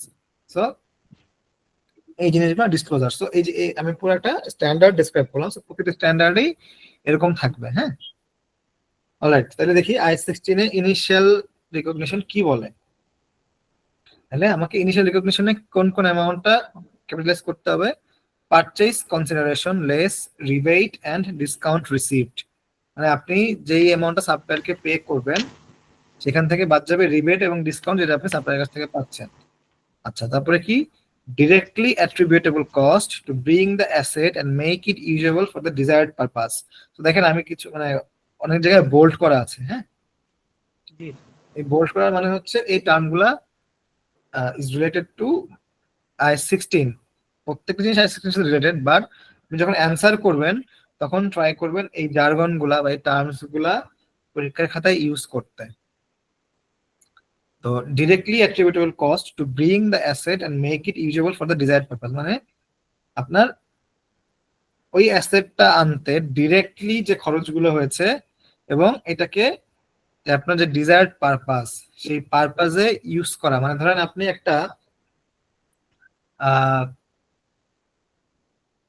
Sewing machine আনছেন, হ্যাঁ, এনে এটা পোর্টে পড়ে আছে, তাহলে এটা কি রেডি ফর ইন্টারনেট ইউজ হইলো? না ইউজেবল ফর ডিজাইন পারপাস হলো না। সো আপনার যতক্ষণ না পর্যন্ত ওই অ্যাসেটটা আপনার প্রোডাকশন লাইনে ইনস্টল হচ্ছে, আনটিল আনলেস যত রকম এক্সপেন্স আছে ডিরেক্টলি অ্যাট্রিবিউটেবল যে এক্সপেন্স গুলো আছে, ধরেন আপনাকে ইনস্টল করতে হবে, রাইট, আবার আপনার কিছু পার্টস অ্যাডিশনাল পার্টস কিনতে হতে পারে, হ্যাঁ, টেস্টিং ফি, সো এই টাইপের জিনিসগুলোকে ডিরেক্টলি অ্যাট্রিবিউটেবল কস্ট গুলোকে আপনাকে ক্যাপিটালাইজ করতে হবে। আমরা আরো এক্সাম্পল দেখবো। আচ্ছা, estimate of- একটা কোশ্চেন আছে। হ্যাঁ শিওর, বলেন। রিবেট আর ডিসকাউন্টটা কি এট দ্য টাইম অফ পারচেজের সময় নাকি হ্যাঁ, পরবর্তীতে কোনো রিবেট? পেমেন্টের সময় যেটা ওটা তো ক্যাশ ডিসকাউন্ট, ওটা তো আর আপনার জি। ট্রেড ডিসকাউন্ট না। জি, বুঝতে পেরেছি। Okay, estimate of dismantling and site restoration cost, এটা আমি অলরেডি এক্সাম্পল দিয়ে ফেলেছি। ডিসম্যান্টলিং কস্টটা কি, যে ধরেন আপনার একটা অফিস আপনি ভাড়া নিয়েছেন, হ্যাঁ, সেইখানে আপনি যে ফলস সিলিং করলেন, আপনার মতো করে আপনি ডিজাইন করলেন, তো করার পরে কি হলো, আপনার কন্ট্রাক্টে লেখা আছে যে আপনি যখন ওই অফিসটা বা ওই স্পেসটা ছাড়বেন তখন ওই মানে স্পেসটা, অফিস স্পেসটা যে কন্ডিশনে ছিল সেই কন্ডিশনে ফেরত দিতে হবে, মানে আপনাকে ওই ফল সিলিং যে ডিজাইন আপনি ইন্টেরিয়র ডিজাইন করেছেন সেগুলোকে ভেঙে ফেলতে হবে, ভেঙে ফেলে আগের কন্ডিশনে দিয়ে যেতে হবে। তো এটা হচ্ছে ডিসম্যান্টলিং কস্ট। তো এই ডিসম্যান্টলিং কস্টের একটা এস্টিমেট, সেটাকে আপনাকে ক্যাপিটালাইজ করতে হবে, এত কিছু রিকগনাইজ করতে হবে। আচ্ছা, interest expense on borrowed fund subject to some conditions, এটা আমরা দেখবো, এটা আইএস 23 একটা পার্ট, বরোইং কস্টের একটা পার্ট। সো আইএস 16 পড়লে আমরা অনেকগুলো স্ট্যান্ডার্ড আমরা কভার করবো, হ্যাঁ। আচ্ছা, এবার দেখি ডিরেক্টলি অ্যাট্রিবিউটেবল কস্ট কি। Employee benefits arising directly from construction or acquisition. আচ্ছা, employee benefit arising directly from construction acquisition, so আপনি যদি কোনো পারচেজ করেন বা কোনো অ্যাসেট আপনি কনস্ট্রাক্ট করেন, আপনি বিল্ডিং বানাবেন, এটার সাথে ডিরেক্টলি রিলেটেড এমপ্লয়ি বেনিফিট, সেটা হবে আপনার কি part of cost of asset. তাহলে আমি যদি দুটো এক্সাম্পল দেই, বলেন যে কোনটা হবে কোনটা হবে না ক্যাপিটালাইজ। একটা হচ্ছে ধরেন আপনার ইঞ্জিনিয়ার স্যালারি, হ্যাঁ, ওই সাইটের জন্য, আর একটা হচ্ছে আপনার বিল্ডিং বানাবেন ওটার জন্য আপনি অ্যাকাউন্টস একটা লোক নিছেন, যে ভদ্রলোক হিসাব কিতাব রাখবে, ঠিক আছে। তাহলে এখানে কোন স্যালারিটা বা দুইটা স্যালারি হবে কিনা, যে ক্যাপিটালাইজ হবে কোনগুলা বলতে পারবেন? ইঞ্জিনিয়ার স্যালারি ক্যাপিটালাইজ হবে, ডাইরেক্টলি অ্যাট্রিবিউটেবল। ডিরেক্টলি না। এক্স্যাক্টলি, অ্যাকাউন্টেন্ট স্যালারি ডিরেক্টলি না। কেন ডিরেক্টলি না আমি যদি বলি, যদিও মনে হচ্ছে যে বিল্ডিং বানানোর জন্য আমি অ্যাকাউন্টেন্ট স্যালারি মানে অ্যাকাউন্টেন্টকে হায়ার করেছি, বা অ্যাকাউন্টেন্টকে যদি হায়ার না করতাম তাহলে তো বিল্ডিং কনস্ট্রাকশন আমরা অফ থাকতো না। So that's why this is not directly attributable cost, হ্যাঁ। জি ভাই। আচ্ছা, site preparation, delivery, installation, assembly cost, cost of testing and professional, legal and architects fee. তো এই জিনিসগুলো হচ্ছে আপনার part of cost of asset. আচ্ছা, এক্সক্লুশনস ফ্রম ইনিশিয়াল মেজারমেন্ট, কোনগুলো আসবে না? Cost of opening a new facility, administrative and general overhead costs. আচ্ছা, তাহলে administrative and general overhead cost আসবে না। আর cost of opening a new facility, মানে আপনি নতুন একটা ফ্যাসিলিটি করতেছেন, সেটার কস্ট কিন্তু not a part of your asset, হ্যাঁ, এটা নতুন একটা ফ্যাসিলিটি, সো এটা তো অ্যাসেটের পার্ট হতে পারে না। ইন্টারনাল প্রফিট, অ্যাবনর্মাল কস্ট, আচ্ছা এটা কি? আপনার design error, wasted resources, industrial disputes. আচ্ছা, এগুলো হচ্ছে অ্যাবনর্মাল লস। মানে আপনার ধরেন যে একটা লেবার আনরেস্ট হইলো, লেবার আনরেস্টের কারণে আপনার ধরেন 2 মাস কনস্ট্রাকশন অফ, কিন্তু আপনাকে স্যালারি দেওয়া লাগছে। তাহলে এই 2 মাসের যে স্যালারি, এই 2 মাসের স্যালারি কি অ্যাবনর্মাল কস্ট। সো এই 2 মাসের salary will not be part of your cost of PPE. Clear? Similarly internal profit, ধরেন আপনি একটা বিল্ডিং বানাচ্ছেন, তো আপনার আন্ডারগ্রাউন্ড কমপ্লিট, আপনি ধরেন 10 তলা বিল্ডিং উঠাবেন, এটা করতে হলে টাইম লাগবে। তো যেহেতু আপনি দেখলেন যে আন্ডারগ্রাউন্ড কমপ্লিট, তাহলে আমি এটাকে গ্যারেজ হিসেবে ভাড়া দেই, দিতে পারি না আমরা? মানে এটা তো ক্রাইম না, রাইট? আমার তো এটা হয়, অনেক এক্সাম্পল আছে যে আপনার বিল্ডিং কমপ্লিট না, তো গ্যারেজ ভাড়া দিছে। তাইলে আপনার পারপাস, বিল্ডিং বানানোর পারপাস কি গ্যারেজ ভাড়া দেয়া নাকি বিল্ডিং এর স্পেস ভাড়া দেয়া? বিল্ডিং এর স্পেস বাড়া দেওয়া। এক্স্যাক্টলি। তাহলে এটা কি ইন্টারনাল প্রফিট। হ্যাঁ, এরকম যে ইন্টারনাল প্রফিট আছে সেগুলাও আপনার কস্টের মধ্যে আসবে না। আচ্ছা, revenue or expenses that are incidental to the development of PP. তো আমি যে এক্সাম্পলটা দিলাম এটাও পার্ট অফ, মানে এই ইনকামটা হচ্ছে incidental to the development of PP. আচ্ছা, cost incurred after the date of asset being capable of operating in the manner intended. So capitalization হবে হচ্ছে, শেষ হবে হচ্ছে যখন আপনার অ্যাসেটটা আপনি যেই কারণে এনেছেন সেই পারপাজে আপনি ইউজ করতে পারবেন। সোজা বাংলা হচ্ছে এটা। মানে রেডি টু ইউজ। না, রেডি টু ইউজ না ভাইয়া, রেডি টু ইউজ এক জিনিস, আর হচ্ছে মানে রেডি ফর ইন্টেন্ডেড ইউজ আরেকটা জিনিস। রেডি ফর ইউজ, ধরেন আপনি একটা ছুরি কিনছেন, আপনার মানে একদম সিম্পল এক্সাম্পল আমি দিচ্ছি যে আপনার ধরেন ছুরি কেনার পারপাস হচ্ছে কোরবানি দেয়া, হ্যাঁ, বাট আপনি ওই ছুরিটাকে চিন্তা করলেন যে আমি সবজিও কাটি, তাহলে আপনার পারপাসটা কি ছিল, মানে ইন্টেন্ডেড ইউজটা কি ছিল? কোরবানি দেয়া। সো এরকম যেই অ্যাসেটটা যেই পারপাজে পারচেজ করা, সেই পারপাজে আপনাকে ওটাকে ইউজ করতে হবে। হ্যাঁ, এবং যেই ডেট পর্যন্ত ইউজ, যেই ডেট থেকে ওটা রেডি ফর ইন্টেন্ডেড ইউজ হবে, সেই ডেট থেকে এটাকে ডেপ্রিসিয়েটও করতে হবে। দেখি ক্লিয়ার? জি ক্লিয়ার। সো ওই ডেটে, মানে যেই ডেটে আপনার রেডি ফর ইন্টেন্ডেড ইউজ হবে, ওই ডেটে আপনার ক্যাপিটালাইজেশন বন্ধ হবে, প্লাস ওই ডেট থেকে আপনাকে ডেপ্রিসিয়েশন স্টার্ট করতে হবে। ইভেন দো আপনার অ্যাসেটটা যদি ইউজ নাও হয়ে থাকে, মানে আইডল পড়ে থাকে, তাও আপনাকে ডেপ্রিসিয়েট করতে হবে। আমরা দেখবো ডিটেইলে, ডেপ্রিসিয়েশনের চিন্তার কারণ নাই। Cost incurred when the asset was underutilized or unutilized but was capable of being utilized। মানে আপনার ধরেন অ্যাসেটটা আপনি ইউজ করেন নাই বা আন্ডার ইউটিলাইজড ছিল, হ্যাঁ, কিন্তু অ্যাসেটটা আপনার রেডি ফর ইন্টেন্ডেড ইউজ ছিল, কিন্তু আপনি ইচ্ছা করে এটাকে ইউজ করেন নাই বা কম ইউজ করেছেন। সো এই সময় যদি কোনো কস্ট হয় অ্যাসেটের, সেটাও এক্সক্লুড করতে হবে ইনিশিয়াল মেজারমেন্টে। হ্যাঁ, আচ্ছা, proceeds from sale of goods produced during the testing phase are excluded from the cost of PPE. That means আমরা বলেছি কি টেস্টিং ফি এটা ক্যাপিটালাইজ করতে হবে, রাইট? আমরা আগে যেটা দেখলাম না রাইটে, যে কস্ট অফ টেস্টিং ক্যাপিটালাইজ করতে হবে। সো জি। এই টেস্টিং এর কারণে ধরেন আপনি একটা প্ল্যান্ট কিনেছেন, একটা ডিটারজেন্টের প্ল্যান্ট, হ্যাঁ। সো আপনি ডিটারজেন্টের যে ফর্মুলা সেটা দিলেন, দিয়ে আপনি টেস্ট করলেন যে আমার যে আমি যেভাবে যে প্রোডাক্টটা চাচ্ছি সেভাবে পাচ্ছি কিনা। তো টেস্টিং করেন, এখান থেকে কিছু প্রোডাক্ট হলো, সেটা আপনি সেল করলেন। তাহলে সেটা যে সেল করলেন, তখনকার যে ইনকাম সেটাকে এক্সক্লুড করতে হবে ফ্রম কস্ট অফ পিপি। ওটাকে কিন্তু রেভিনিউ হিসেবে কনসিডার করা বা ইনকাম হিসেবে কনসিডার করা যাবে না। ক্লিয়ার? ওটাকে পিপি থেকে এক্সক্লুড করতে হবে, এটা কিন্তু ইনকাম না। ভাই বুঝলাম না, বুঝি নাই, একটু আবার রিপিট করবেন? আপনার proceed from sale of goods produced during the testing phase, মানে আপনি টেস্টিং ফেজে একটা প্রোডাক্ট প্রডিউস করেছেন এবং সেটাকে সেল করেছেন। সো এটা সেল করার কারণে কি আপনার ইনকাম আসছে না, টাকা আসছে না? জি এই টাকা আসলে, হ্যাঁ, টাকা আসলে সেটাকে কিন্তু আপনার ওই ইনকাম হিসেবে দেখানো যাবে না, এটাকে পিপি থেকে বাদ দিয়ে দেখাইতে হবে। কস্ট পিপির যে ক্যাপিটালাইজেশন কস্ট থেকে বাদ দিয়ে দেখাইতে হবে। Exactly, clear? জি জি জি, বুঝতে পারছি। এটার আর সাথে এই- খালি পার্থক্যটা হচ্ছে এই ওই যে খরচগুলো এর আগে একটু ভাইয়া, এর আগে যে আমরা ওই আরেকটা ইনকাম হই ওই যেটা গ্যারেজ ভাড়ার কথা বলছি, ইনসিডেন্টাল, কিন্তু ওটার সাথে পার্থক্যটা হচ্ছে কি ওটা তো ওইটা হচ্ছে আসবেই না, মানে ইনকামে তো এটা মানে আসবেই না। হ্যাঁ, ওইটা হচ্ছে আমাদের ওইটা যেই পারপাজে করছে ওই পারপাজের সাথেই ম্যাচ করতেছে না, এই জন্য ওইটা আসবেই না। পিপি তো এটা আসবেই না। হ্যাঁ, আর এটা তখন এটা ইনকাম হবে। এটা হচ্ছে এই পারপাজের সাথেই রিলেটেড, এবং এই পারপাজেই আমি এই টেস্ট রানের মাধ্যমে কিছু আর্ন করছি, এই জন্য এটাকে আমি মাইনাস করে দিব।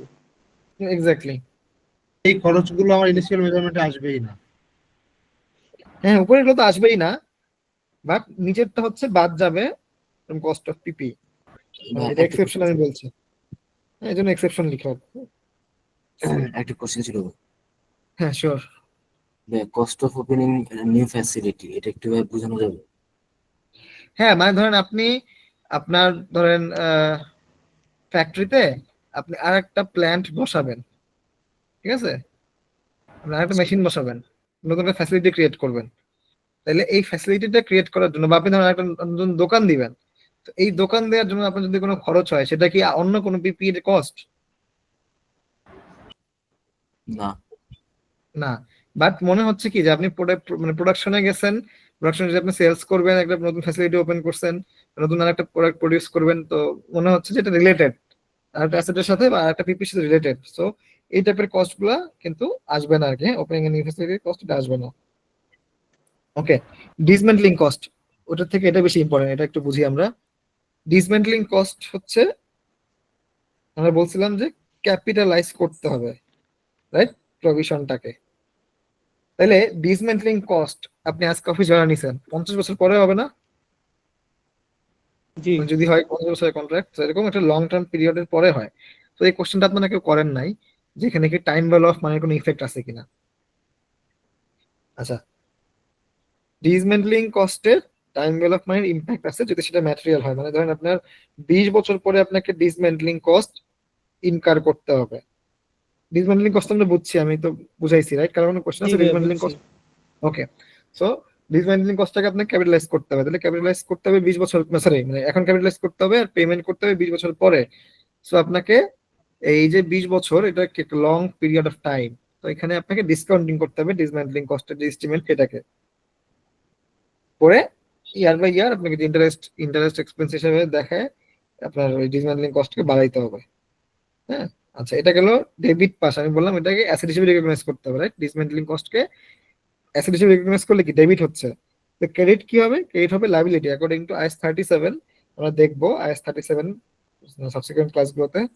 সো অ্যাকর্ডিং টু আইএস 37 আপনাকে এটাকে লায়াবিলিটি হিসেবে রিকগনাইজ করতে হবে। ডেবিট গেল অ্যাসেট আর ক্রেডিট হলো লায়াবিলিটি। কেন হইলো? For constructive or legal obligation. Constructive আর লিগ্যাল অব্লিগেশন কি কেউ বলতে পারবেন?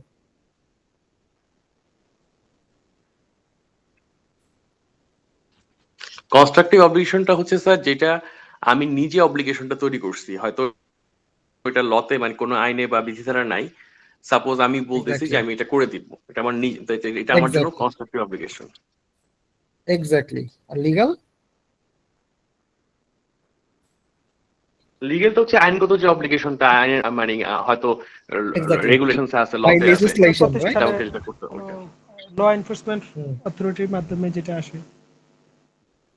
ল এনফোর্সমেন্ট অথরিটি, পুলিশ টুলিশ কি আপনাকে আইন দিবে নাকি? আচ্ছা, লেজিসলেশন যেটা, ল এনফোর্সমেন্ট অথরিটি কারা কারা? পুলিশ, মানে যারা এই লটাকে এনফোর্স করে আর কি, তারা। আচ্ছা, লেজিসলেটিভ যে যেটা আইন দ্বারা বাধ্য সেটা হচ্ছে লিগেল, আর যেটা হচ্ছে আমি হ্যাঁ, আর আমি এটা করবো আমি শুধু নিজে সেটা একটা না। কমিটমেন্ট করলাম, ওটা কনস্ট্রাকটিভ। না, শুধু কমিটমেন্ট না, এখানে তিনটা জিনিস আছে। একটা হচ্ছে পাবলিশড পলিসি, যে আমার একটা পলিসি বলা আছে যে আমি এরকম করব, এখান থেকে কনস্ট্রাকটিভ অব্লিগেশন ক্রিয়েট হয়। অথবা পাস্ট প্র্যাকটিস, যে আমি আগে এটা করতাম, সো সবাই এক্সপেক্ট করতেছে আমার কাছ থেকে যে আমার সাথে যখন তারা বিজনেস করবে তাদের সাথে আমি জিনিসটা করব। হ্যাঁ, অথবা আপনারা পাবলিক অ্যানাউন্সমেন্ট বা প্রেস রিলিজ দিলেন, তখন ক্রিয়েট হয় constructive obligation. So mainly test হয় এক্সামে আপনার পাস্ট প্র্যাকটিসটা, যে আপনি ধরেন যে আমি ব্রিক ফিল্ডের যে এক্সাম্পলটা দিলাম, যে ধরেন আপনার এখানে লিগ্যাল কোনো অব্লিগেশন নাই সাপোজ, তাহলে আপনি যখন একটা ব্রিক ফিল্ড নিলেন, যে আপনাকে যে ল্যান্ডলর্ড আপনাকে ল্যান্ডটা দিল, সে দেখলো যে না XYZ কোম্পানি যখন ব্রিক ফিল্ড কমপ্লিট করে বা শেষ করে ফেলে কন্ট্রাক্টটা, তখন তারা এটাকে গ্রিন করে দিয়ে আসে, তাহলে তার একটা কি এক্সপেকটেশন ক্রিয়েট হলো আপনার প্রতি based on your past practice. তো এখান থেকে আপনার কনস্ট্রাকটিভ অব্লিগেশনটাও আসলো। সো ডিসমেন্টলিং কস্টটা এই IAS 37 এর এই পয়েন্ট অফ ভিউ থেকে প্রফেশন হিসেবে রিকগনাইজ করতে হবে, লাইবিলিটি হিসেবে রিকগনাইজ করতে হবে, এবং this is a part of cost at initial recognition of PP. আচ্ছা, বরোইং কস্ট মাস্ট বি 3। হ্যাঁ, তাহলে capitalize interest expense incurred during the period of construction, মানে আপনার যেই পিরিয়ড, মানে কনস্ট্রাকশন পিরিয়ডের যে ইন্টারেস্ট এক্সপেন্স সেটাকে ক্যাপিটালাইজ করতে হবে। All the substantial activities regarding physical construction is complete. ওই পয়েন্টে দিস ক্যাপিটালাইজেশন, মানে আপনি ধরেন মেজর কনস্ট্রাকশন শেষ, তাহলে ওই পয়েন্টে এসে আপনার যে ইন্টারেস্ট এক্সপেন্স সেটাকে ক্যাপিটালাইজ বন্ধ করতে হবে। তাহলে আপনি ধরেন বিল্ডিং করার জন্য একটা লোন নিছেন, হ্যাঁ 10 লাখ টাকা, এখানে মান্থলি আপনাকে ইনস্টলমেন্ট দিতে হচ্ছে 1 লাখ টাকা সাপোজ, এর মধ্যে 90,000 টাকা প্রিন্সিপাল, 10,000 টাকা ইন্টারেস্ট, তাহলে আপনি ক্যাপিটালাইজ করবেন কত? 1 লাখ টাকা না? জি ভাই। না 90,000 করবো। ক্যাপিটালাইজ করে আবার 90,000 ইন্টারেস্ট এক্সপেন্স কে ক্যাপিটালাইজ করতে হবে, এই জন্য আমি কোশ্চেনটা করলাম। ইন্টারেস্ট এক্সপেন্স করতে হবে, জি ভাইয়া, জি। প্রিন্সিপাল অ্যামাউন্ট কি ক্যাপিটালাইজ করবেন? ও আচ্ছা, না না। প্রিন্সিপাল কিন্তু করবেন না, 90,000 টাকা প্রিন্সিপাল, 10,000 টাকা ইন্টারেস্ট, তো আপনাকে ইন্টারেস্টটাকে ক্যাপিটালাইজ করতে পারমিশন দিয়েছে IAS 23। সো এই জন্যই আমি কোশ্চেনটা করলাম, যে এখানে অনেকেই ভুল করে। ওকে, এখন ধরেন আপনি 10 লাখ টাকা লোন নিয়েছেন, আপনার বিল্ডিং বানাইতে লাগবে 2 বছর। সো ফার্স্ট ইয়ারে আপনি দেখলেন যে আপনার 6 লাখ টাকা লাগবে, সেকেন্ড ইয়ারে লাগবে 4 লাখ টাকা। তো চিন্তা করলেন যে 4 লাখ টাকা যেহেতু আমার ব্যাংকে আছে, তাহলে আমি এই টাকাটা ইনভেস্ট করি কোথাও, ট্রেজারি বন্ডে 1 বছরের একটা, আমি ট্রেজারি বিলে আমি এটাকে ইনভেস্ট করি। হ্যাঁ, ট্রেজারি বিলে ইনভেস্ট করি, তাহলে এই 1 বছরে আপনার যে ইনকামটা হবে সেটা কি করতে হবে? ইনকাম হলো না? borrowing cost থেকে বাদ যাবে। এক্স্যাক্টলি, বড়োইং কস্ট থেকে বাদ দিতে হবে। রেট অফ করতে ঠিক আছে? হবে। হ্যাঁ, জি জি। Income received from investment of borrowed fund. তো আপনি যদি বরোড ফান্ড ইনভেস্ট করেন, সেখান থেকে আপনার যে ইনভেস্টমেন্ট ইনকাম সেটাকে বরোইং কস্ট থেকে বাদ দিতে হবে। তাহলে বরোইং কস্ট কোনটা, ইন্টারেস্ট না প্রিন্সিপাল? ইন্টারেস্ট। ইন্টারেস্ট থেকে বাদ দিতে হবে। Cost. Capitalization of borrowing cost does not apply to assets measured at fair value at initial recognition. আচ্ছা, ফেয়ার ভ্যালু মডেলটা আমরা দেখবো, এখন বুঝবেন না, বাট আমি ফেয়ার ভ্যালু মডেলটা জাস্ট সামারি করে যাই। সেটা হচ্ছে যে একটা মানে IFRS 13 এ আমার ফেয়ার ভ্যালু করে কিভাবে ডিটারমাইন করে সেটা বলা আছে। সো IAS 13 অনুযায়ী আমি যদি সিম্পলিফাই করে বলি যে একটা অ্যাসেট আপনার ওই কন্ডিশনে মার্কেটে বিক্রি করলে 3-4টা মেথড আছে বিক্রি করলে, বা ওই অ্যাসেটটা ওই কন্ডিশনে কিনতে গেলে যে টাকাটা দিতে হবে, যে বা বিক্রি করলে যে টাকাটা পাবেন সেটা আপনার ফেয়ার ভ্যালু। হ্যাঁ, এখান থেকে আরো কিছু এক্সপেন্স বাদ যায়, আমরা যখন IFRS 13 করবো তখন দেখবো। হ্যাঁ, বাট মানে জেনারেল কথা হচ্ছে এটা। তো তাইলে আপনি যেই অ্যাসেটটা ফেয়ার ভ্যালু মডেলে রিকগনাইজ করবেন, তাহলে সেটা কি আর মানে বরোইং কস্ট ক্যাপিটালাইজ করার কোনো দরকার আছে? আপনার ধরেন বরোইং কস্ট 10 টাকা হয়েছে, আপনার টোটাল অ্যাসেটের কস্ট হয়েছে, টোটাল অ্যাসেটের দাম বা কস্ট হচ্ছে আপনার ধরেন 100 টাকা, আর ফেয়ার ভ্যালু হচ্ছে 110 টাকা। আপনার মডেল হচ্ছে কি ফেয়ার ভ্যালু মডেল, তাহলে আপনি 110 টাকা ক্যাপিটালাইজ করবেন না? এখানে তো বরোইং কস্টের কোনো ইম্প্যাক্ট নেই। এটাই বলছে যে capitalization of borrowing cost doesn't apply to assets measured at fair value at initial recognition. আচ্ছা, এক্সচেঞ্জ অফ পিপি, মানে আপনি পিপি এক্সচেঞ্জ করছেন, তো একটা অ্যাসেট নিচ্ছেন আর একটা অ্যাসেট দিচ্ছেন, তাহলে measure at fair value at initial recognition, মানে যে অ্যাসেটটা আপনি পাচ্ছেন সেটাকে রিকগনাইজ করতে হবে কিসে? ফেয়ার ভ্যালুতে। আর if fair value is unavailable, measure at the carrying amount of the asset given up, মানে আপনি যে অ্যাসেটটাকে বাদ দিয়ে দিয়েছেন সেই অ্যাসেটের যে ক্যারিং ভ্যালু ছিল, ক্যারিং ভ্যালুটা কি বলতে পারবেন কেউ? ক্যারিং ভ্যালু কি জিনিস? ক্যারিং জি, ভ্যালু বুক ভ্যালু ডিপ্রিসিয়েশন বাদ দেওয়ার পরে যেটা থাকে। Right, net of WDV depreciation, WDP exactly, Rate of depreciation. Down value. So আপনি যে অ্যাসেটটা এক্সচেঞ্জ করছেন, মানে যে অ্যাসেটটা দিয়েছেন, সেটার যে ডব্লিউডিপি ছিল ওইটাই হবে নতুন অ্যাসেটের ক্যারিং অ্যামাউন্ট। ক্লিয়ার? জি ওকে, ভাই। এবার আসি সাবসিকুয়েন্ট মেজারমেন্ট। সাবসিকুয়েন্ট মেজারমেন্টের দুইটা মেথড, একটা হচ্ছে কস্ট মডেল, একটা হচ্ছে রিভ্যালুয়েশন বা ফেয়ার ভ্যালু মডেল। আমরা কস্ট মডেল দিয়ে শুরু করি। কস্ট মডেলের ফর্মুলা হচ্ছে value at initial measurement plus subsequent expenditure minus accumulated depreciation minus impairment loss. আচ্ছা, ইম্পেয়ারমেন্ট লসটা আমরা দেখবো গোয়িং ফরওয়ার্ড, আপাতত এটা জেনে রাখেন। এটা মুখস্থ করার কিছু নেই, এটা আমি লজিক দিয়ে বুঝাই। ভ্যালু এট ইনিশিয়াল রিকগনিশনে আপনি যে ভ্যালুটা পেয়েছেন আর কি, আমরা যখন যে ক্যালকুলেট করলাম কস্ট অফ পিপি, ওখানে যে ভ্যালুটা প্লাস সাবসিকুয়েন্ট এক্সপেন্ডিচার, মানে আপনার সাবসিকুয়েন্ট কিছু এক্সপেন্ডিচার হতে পারে। যেমন ধরেন আপনি একটা এসি কিনেছেন, হ্যাঁ, ওইটার কম্প্রেসার নষ্ট হয়ে গেছে, তাহলে ওটাকে, বা কন্ডেন্সারটা নষ্ট হয়ে গেছে, ওটাকে আপনার রিপ্লেস করতে হবে না পার্টিকুলার পার্টসটাকে। সো এই যে সাবসিকুয়েন্ট এক্সপেন্ডিচার হইলো, সেটাকে আপনার ক্যাপিটালাইজ করতে হবে, হ্যাঁ, এটাকে তাহলে কি অ্যাড করতে হইলো, অ্যাড করলে minus accumulated depreciation minus impairment loss. Impairment লসের কারণে অ্যাসেটের ভ্যালু কমে, এজন্য ইম্পেয়ারমেন্ট লসটা বাদ গেল। অ্যাকিউমুলেটেড ডেপ্রিসিয়েশন কেন বাদ করতে হবে বুঝছেন? আচ্ছা, চয়েস অফ মডেল, আপনি কি কস্ট মডেলে যাবেন নাকি রিভার্সন মডেলে যাবেন? এটা হচ্ছে discretional and should be applied consistently across an entire class of PP. এটা হচ্ছে ডিসক্রিশনাল, আপনি ইচ্ছা, আপনি চাইলে কস্ট মডেলও করতে পারেন, আপনি চাইলে ফেয়ার ভ্যালু মডেল বা রিভালুয়েশন মডেলও করতে পারেন, বাট এটাকে it should be applied consistently across an entire class of PP. আপনাকে কনসিস্টেন্টলি এটাকে অ্যাপ্লাই করে যেতে হবে, এবং এন্টায়ার ক্লাস অফ পিপি তে, মানে ধরেন আপনারা তো ব্যালেন্স শিট দেখেছেন, নোটস অফ অ্যাসেসমেন্টে বলা থাকে যে plant and machinery, land and buildings, computer, furniture, fixture, right? এগুলো হচ্ছে কি ক্লাস অফ পিপি, রাইট?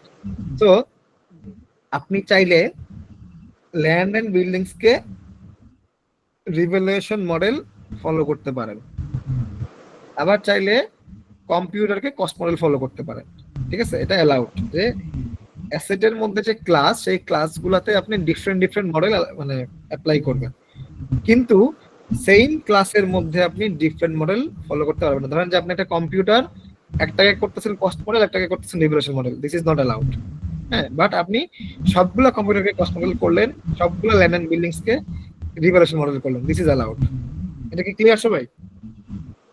জি ভাই, এখানে clear. কিন্তু অনেক ক্লায়েন্ট ভুল করে, হ্যাঁ, তো এগুলো অডিট করার সময় একটু খেয়াল রাখবেন। আচ্ছা, আচ্ছা, একটা ব্যাপার যে কনসিস্টেন্টলি যেটা অ্যাপ্লাই, ফর এক্সাম্পল আমি আমার ল্যান্ডটাকে প্রত্যেক বছর রিভ্যালু করলাম, বাকি অ্যাসেটস গুলোকে আমি কস্ট মডেলে রাখলাম, রাইট? রাইট, তো এখন এইটা কি কনসিস্টেন্টলি আমার ইয়ারই করতে হবে? ফর এক্সাম্পল আমি দিস ইজ এনকারেজড, মানে এটাকে এনকারেজ করা হয় কনসিস্টেন্ট অ্যাপ্লাই করার। বাট আপনি যদি দেখেন যে আপনার অন্য মডেল, মানে কস্ট মডেল ফলো করলে আপনার ফেয়ার প্রেজেন্টেশন হচ্ছে, মানে আরো বেশি লজিক্যাল হচ্ছে প্রেজেন্টেশনটা, আরো মিনিংফুল হচ্ছে, তাহলে সেই ক্ষেত্রে আপনি মডেলটা চেঞ্জ করতে পারেন। বাট মডেল চেঞ্জ করলে আপনাকে জাস্টিফাই করতে হবে যে আপনি কেন চেঞ্জ করেছেন এবং আপনি কেন মনে করেছেন যে এইটার কারণে আপনার প্রেজেন্টেশনটা আরো ফেথফুল হচ্ছে, ঠিক আছে? জি জি ক্লিয়ার। দেখেন আরেকটা নোটস ব্যাপার, সাবস্টিটিউয়েন্টসে জাস্টিফাই করতে হবে, হ্যাঁ। সাবসিকুয়েন্ট এক্সপেন্ডিচার যেটা আমি ইনিশিয়াল মেজারমেন্টের সাথে অ্যাড করছি, এটা এটা আমি বলছি, এটা আমি বলি, তারপরে কোশ্চেন থাকলে করেন, হ্যাঁ, এটা আমি এক্সপ্লেইন করছি। ওকে, সাবসিকুয়েন্ট মেজারমেন্ট দুই রকমের হয়, একটা হচ্ছে রিপেয়ার এন্ড মেইনটেনেন্স, আর একটা হয় রিপ্লেসমেন্ট পার্টস। সো যদি রিপেয়ার এন্ড মেইনটেনেন্স হয়, যে আপনি এসির সার্ভিসিং করাচ্ছেন, হ্যাঁ, না আমি খুব, মানে এসি কখনোই কোনো কোম্পানির অ্যাসেট হয় না ইউজুয়ালি, মানে এসির দাম তো খুবই কম, মানে থ্রেশহোল্ড থাকে অ্যাসেটের, অ্যাসেট ক্যাপিটালাইজেশনের, বাট হইতেও পারে কিছু কোম্পানিতে। বাট আমি খুবই ইজি এক্সাম্পল দিচ্ছি কেন, আপনাদের বোঝার জন্য, রিলেট করতে যেন পারেন আপনারা।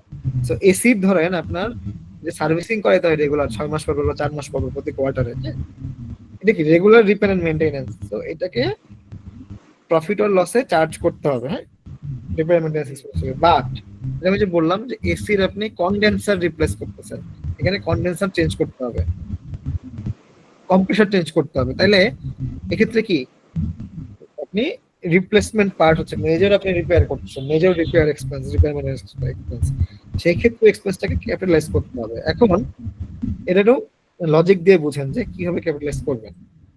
আপনি ধরেন কন্ডেন্সারটা রিপ্লেস করবেন, তাইলে কি আগের কন্ডেন্সারটা খুলতে হবে না, খুলে ফেলে দিতে হবে না, আর নতুন কন্ডেন্সার লাগাইতে হবে না?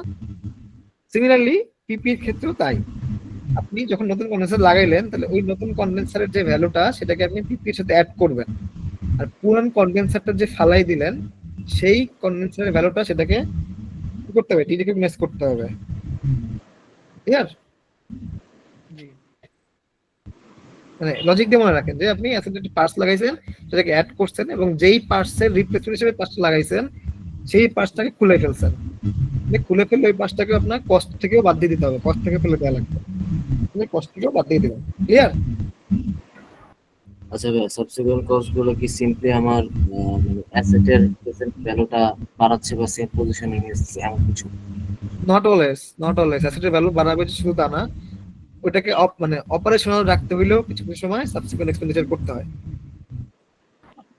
আচ্ছা, তারপর এসির কন্ডেন্সার চেঞ্জ করলে মানে এসির ভ্যালু বাড়বে নাকি অপারেশনাল হবে? অপারেশনাল। রাইট, নট নেসেসারি যে এটার ভ্যালু বাড়বে। আচ্ছা, আরেকটা কারণ একটা কোশ্চেন ছিল সাবসিকুয়েন্ট এক্সপেন্ডিচার নিয়ে, যদি আমি অ্যাড্রেস করে না থাকি তাহলে কোশ্চেনটা করেন। হ্যাঁ ভাই, থ্যাংক ইউ। সো এখানে আপনি যেটা বললেন যে আমি যেটা মেজর পার্টস যেটাকে আমি ডিসকাস করে নতুন একটা পার্টস ঢোকালাম, তো যেটা আমি ডিসকাস করছি এটা কস্ট মডেলে আমি যেই ভ্যালুতে রিকগনাইজ করছি ওই ভ্যালুতে আমি কস্টটা ডিডাক্ট করে দিব, রাইট? আর যেটা আমি নতুন কিনছি এটা নট রিয়েলি আপনি এটাকে ডেপ্রিসিয়েট করেছেন না? জি জি জি কিন্তু ডেপ্রিসিয়েট করেছেন না, সো ওখান থেকে ডেপ্রিসিয়েশন বাদ দিতে হবে, বাদ দিয়ে যে অ্যামাউন্টটা থাকবে সেটাকে ডিরেকগনাইজ করতে হবে। সেটাকে ডিরেকগনাইজ করতে হবে। আচ্ছা, আর রাইট, যেটা সাবসিকুয়েন্ট যেটা আমি এক্সপেন্ডিচার করে এখন আমার ইউজফুল লাইফটাও তো চেঞ্জ হইতে পারে, তো সেক্ষেত্রে আমি এক্স্যাক্টলি হতে পারে, ডেফিনেটলি। তো তখন কি এটাকে আমার ডিসিশন, এটা আমি ইউজফুল লাইফ যেটা তোমার রিমেইনিং ইউজফুল লাইফ তো ডেপ্রিসিয়েশন ডিসকাশন, সেটা আমি ডেপ্রিসিয়েশন আসলে বুঝাইতাম, তারপর আমি এখন বলছি যে ডেপ্রিসিয়েশনের যে useful life, this is an estimate, right? জি, তাহলে Right. এস্টিমেটটা হচ্ছে management judgement. So usually practically যেটা করা হয় যে আপনার কোন একটা অ্যাসেট কিনলে সেটার গায়ে লেখা থাকে যে এটা এত বছর চলবে। যেমন কিবোর্ডের কথা যদি আমি বলি, বলা থাকে যে এতগুলা প্রেস, মাউসে বলা থাকে এতগুলা ক্লিক। সিমিলারলি অ্যাসেটের ক্ষেত্রে বলা থাকে, বা ইঞ্জিনিয়ার সার্টিফিকেট নেয় অনেক সময়, যে ইঞ্জিনিয়াররা বলে অ্যাসেট এতদিন যাবে। আবার যদি এসব কিছুই না থাকে তাহলে ইন্ডাস্ট্রি প্র্যাকটিস ধরা হয় যে ওই ইন্ডাস্ট্রিতে সিমিলার অ্যাসেটের জন্য ডেপ্রিসিয়েশনটা কত। সো এরকম জাস্টিফাইড হইতে হবে। হ্যাঁ, মানে আমার মন চাইলে আমি 1 বছর রাখলাম, সেটা হবে না, আপনাকে এই জিনিসগুলার জাস্টিফিকেশন দিতে হবে notes to the financial statement. So আমি আপনাদেরকে সবাইকে এনকারেজ করব মাল্টি ন্যাশনাল কোম্পানিগুলোর ফাইন্যান্সিয়াল স্টেটমেন্টস দেখার, লিস্টেড কোম্পানিগুলো মানে যেগুলোর হেডকোয়ার্টার দেশের বাইরে। হ্যাঁ, মানে কি হবে, আপনারা এই নোটস গুলা পরে খুব মজা পাবেন, মানে রিলেট করতে পারবেন যে আমাদের এখানে কিন্তু ডিসক্লোজারটা দেওয়া হয় খুবই লিমিটেড। আমরা জাস্ট বলি যে এটাকে আমরা 5 ইয়ার্স করছি স্ট্রেট লাইনে, শেষ। কিন্তু কেন 5 ইয়ার্স করলাম, কেন স্ট্রেট লাইন করলাম, এইটার এক্সপ্লেনেশনটা দরকার আমার অ্যাকর্ডিং টু ডিসক্লোজার প্রভিশন বা ডিসক্লোজার রিকোয়ারমেন্ট অফ IAS 16। তো এগুলা নোটসে বলা থাকে, এবং অডিটরের কাজ হচ্ছে এটা চ্যালেঞ্জ করা। আমি একটা জিনিস বলি যে যেটা হচ্ছে আপনার ম্যানেজমেন্ট এস্টিমেট যত রকম আছে সবগুলাকে প্রতি বছর শেষে মানে রিপোর্টিং পিরিয়ডের টাইমে রিভিউ করতে হয়, যে আপনার ম্যানেজমেন্ট, আপনি বলছিলেন যে অ্যাসেটটা 5 ইয়ার্স যাবে, তো বছর শেষে এটাকে আদৌ 5 ইয়ার্স যাবে কিনা, কোনো কন্ডিশন চেঞ্জ হয়েছে কিনা। যেমন ধরেন ওই যে আমি সফটওয়্যার এক্সাম্পল দিলাম, যে আপনার একটা সফটওয়্যার ধরে আপনি কিনছেন, সেই সফটওয়্যারটা আপনার চিন্তা করেন 10 বছর যাবে, এখন গভর্নমেন্ট ওই সফটওয়্যারটাকে ব্যান করে দিছে, তাহলে আপনার রিমেইনিং ইউজফুল 9 ইয়ার্স আছে, আপনি কি এটা থেকে ইকোনমিক বেনিফিট পাবেন? কোনো না, জি না। পাবেন না। তো এই যে এই জন্য আপনাকে প্রতি ইয়ার শেষে বা কোনো মেজর ইভেন্ট শেষে এটাকে রিভিউ করতে হয় এস্টিমেটগুলোকে। সিমিলারলি ইম্পেয়ারমেন্টকে রিভিউ করতে হয়, যেটা ইম্পেয়ারমেন্ট ইন্ডিকেটর বা ইম্পেয়ারমেন্ট ক্লিয়ার আছে কিনা। ইম্পেয়ারমেন্ট যখন দেখবো তখন আরো ক্লিয়ারলি বুঝতে পারবো। অ্যানসারটা পেয়েছেন?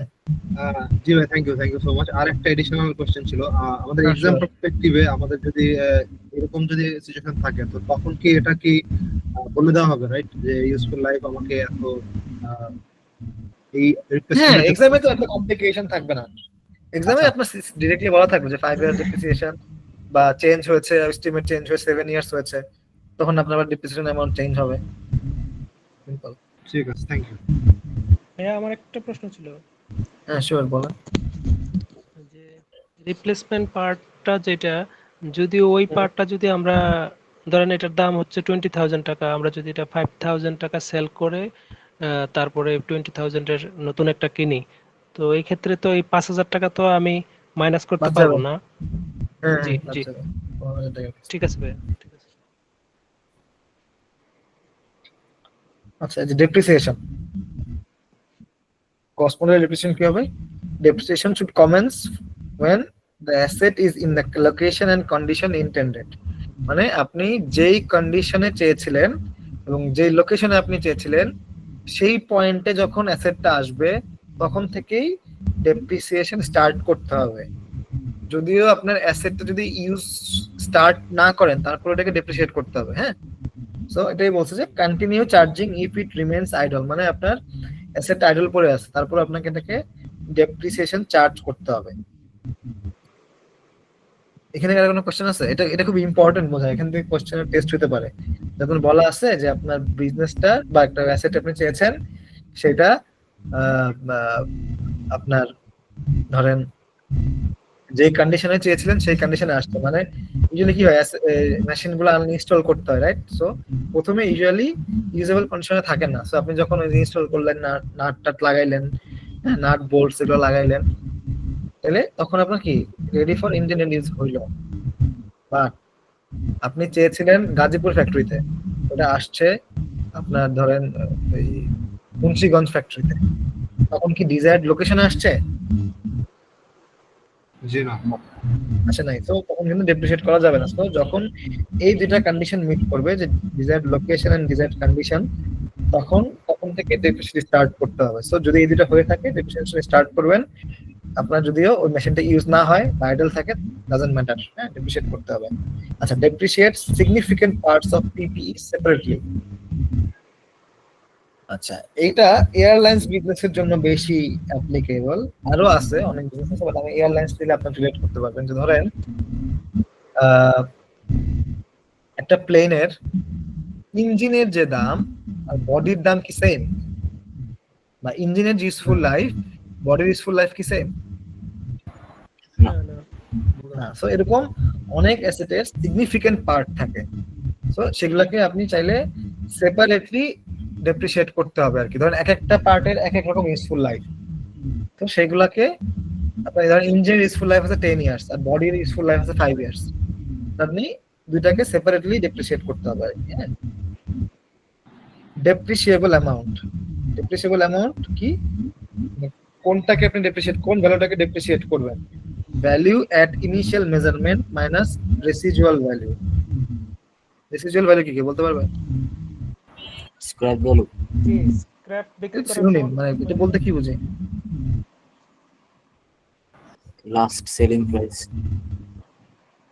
না,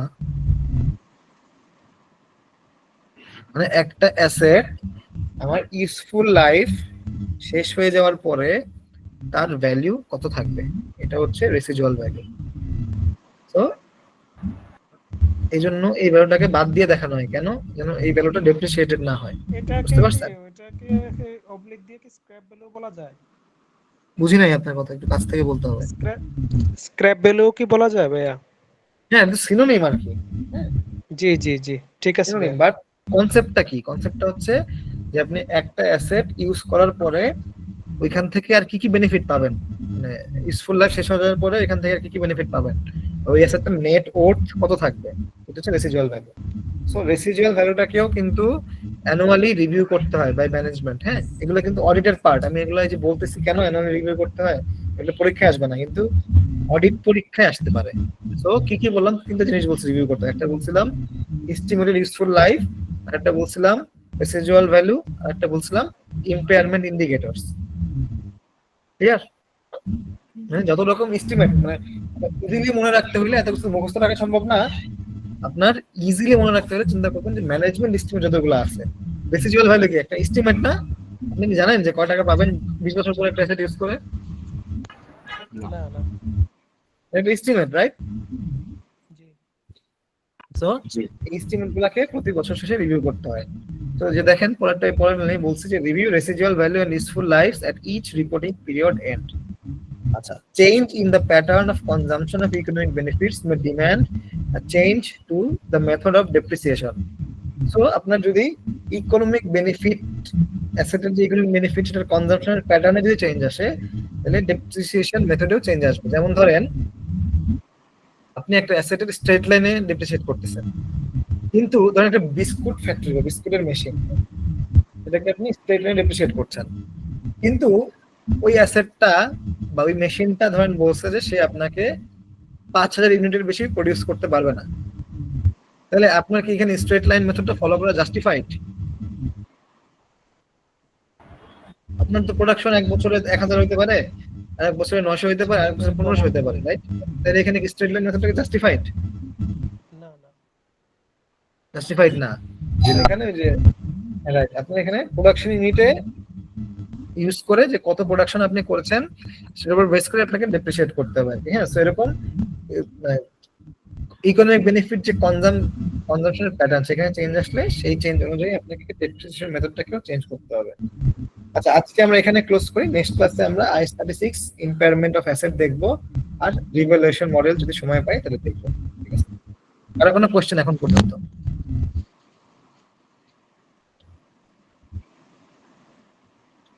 ঠিক আছে ভাইয়া, ভালো লাগছে। একটা ছবি হ্যাঁ বলেন। উপরে যে ইন্টারেক্টিভ কোশ্চেন গুলো আছে ওগুলো কি হ্যাঁ। আমরা সলভ করতে পারবো? হ্যাঁ করবো, অবশ্যই করবো। ওকে ওকে ওকে নেক্সট ক্লাসে করবো আমরা এগুলো। হ্যাঁ, ওকে আগে আমি কনসেপ্টটা ডেভেলপ করি, তাহলে আপনারা কোশ্চেন গুলো বুঝবেন। নাহলে কোশ্চেন যদি আমি আগে রিডিং করি তাহলে কোশ্চেন বুঝবেন না কি চাচ্ছে। না জি জি গট ইট। ঠিক আছে, ওকে, থ্যাংক ইউ। হ্যাঁ, নেক্সট ক্লাসে কথা হবে। আমার একটা কোশ্চেন ছিল, হ্যাঁ শিওর। আমরা কি প্রত্যেকটা চ্যাপ্টার যখন শেষ করবো আমরা কি সাথে সাথে প্রিভিয়াস ইয়ারের সিমিলার কোশ্চেন যেগুলো এসেছে ওগুলো কি আমরা একটু টাচ আপ করবো? না না না, তাহলে এত সময় হবে না। অ্যাকাউন্টিং এর টপিক মানে সিলেবাসটা অনেক বড় আর কি, ডিফিকাল্ট হবে। এটা করবো না আমরা, ওই চ্যাপ্টারের সেলফ টেস্ট ইটারেটিভ কোশ্চেন যেগুলো ইম্পর্টেন্ট সেগুলো আমরা দেখবো, প্লাস আমরা আপনাদেরকে হোমওয়ার্ক দিব, সেগুলো আপনাদেরকে করতে হবে আর কি। ওগুলো করলেই হবে। লাস্ট কোশ্চেন তো আর কম্পিটিটিভ আই থেকে আসে না। ঠিক আছে, ওকে, আমরা শেষ করি আজকের মতো। জি ভাই জি। Okay thank you.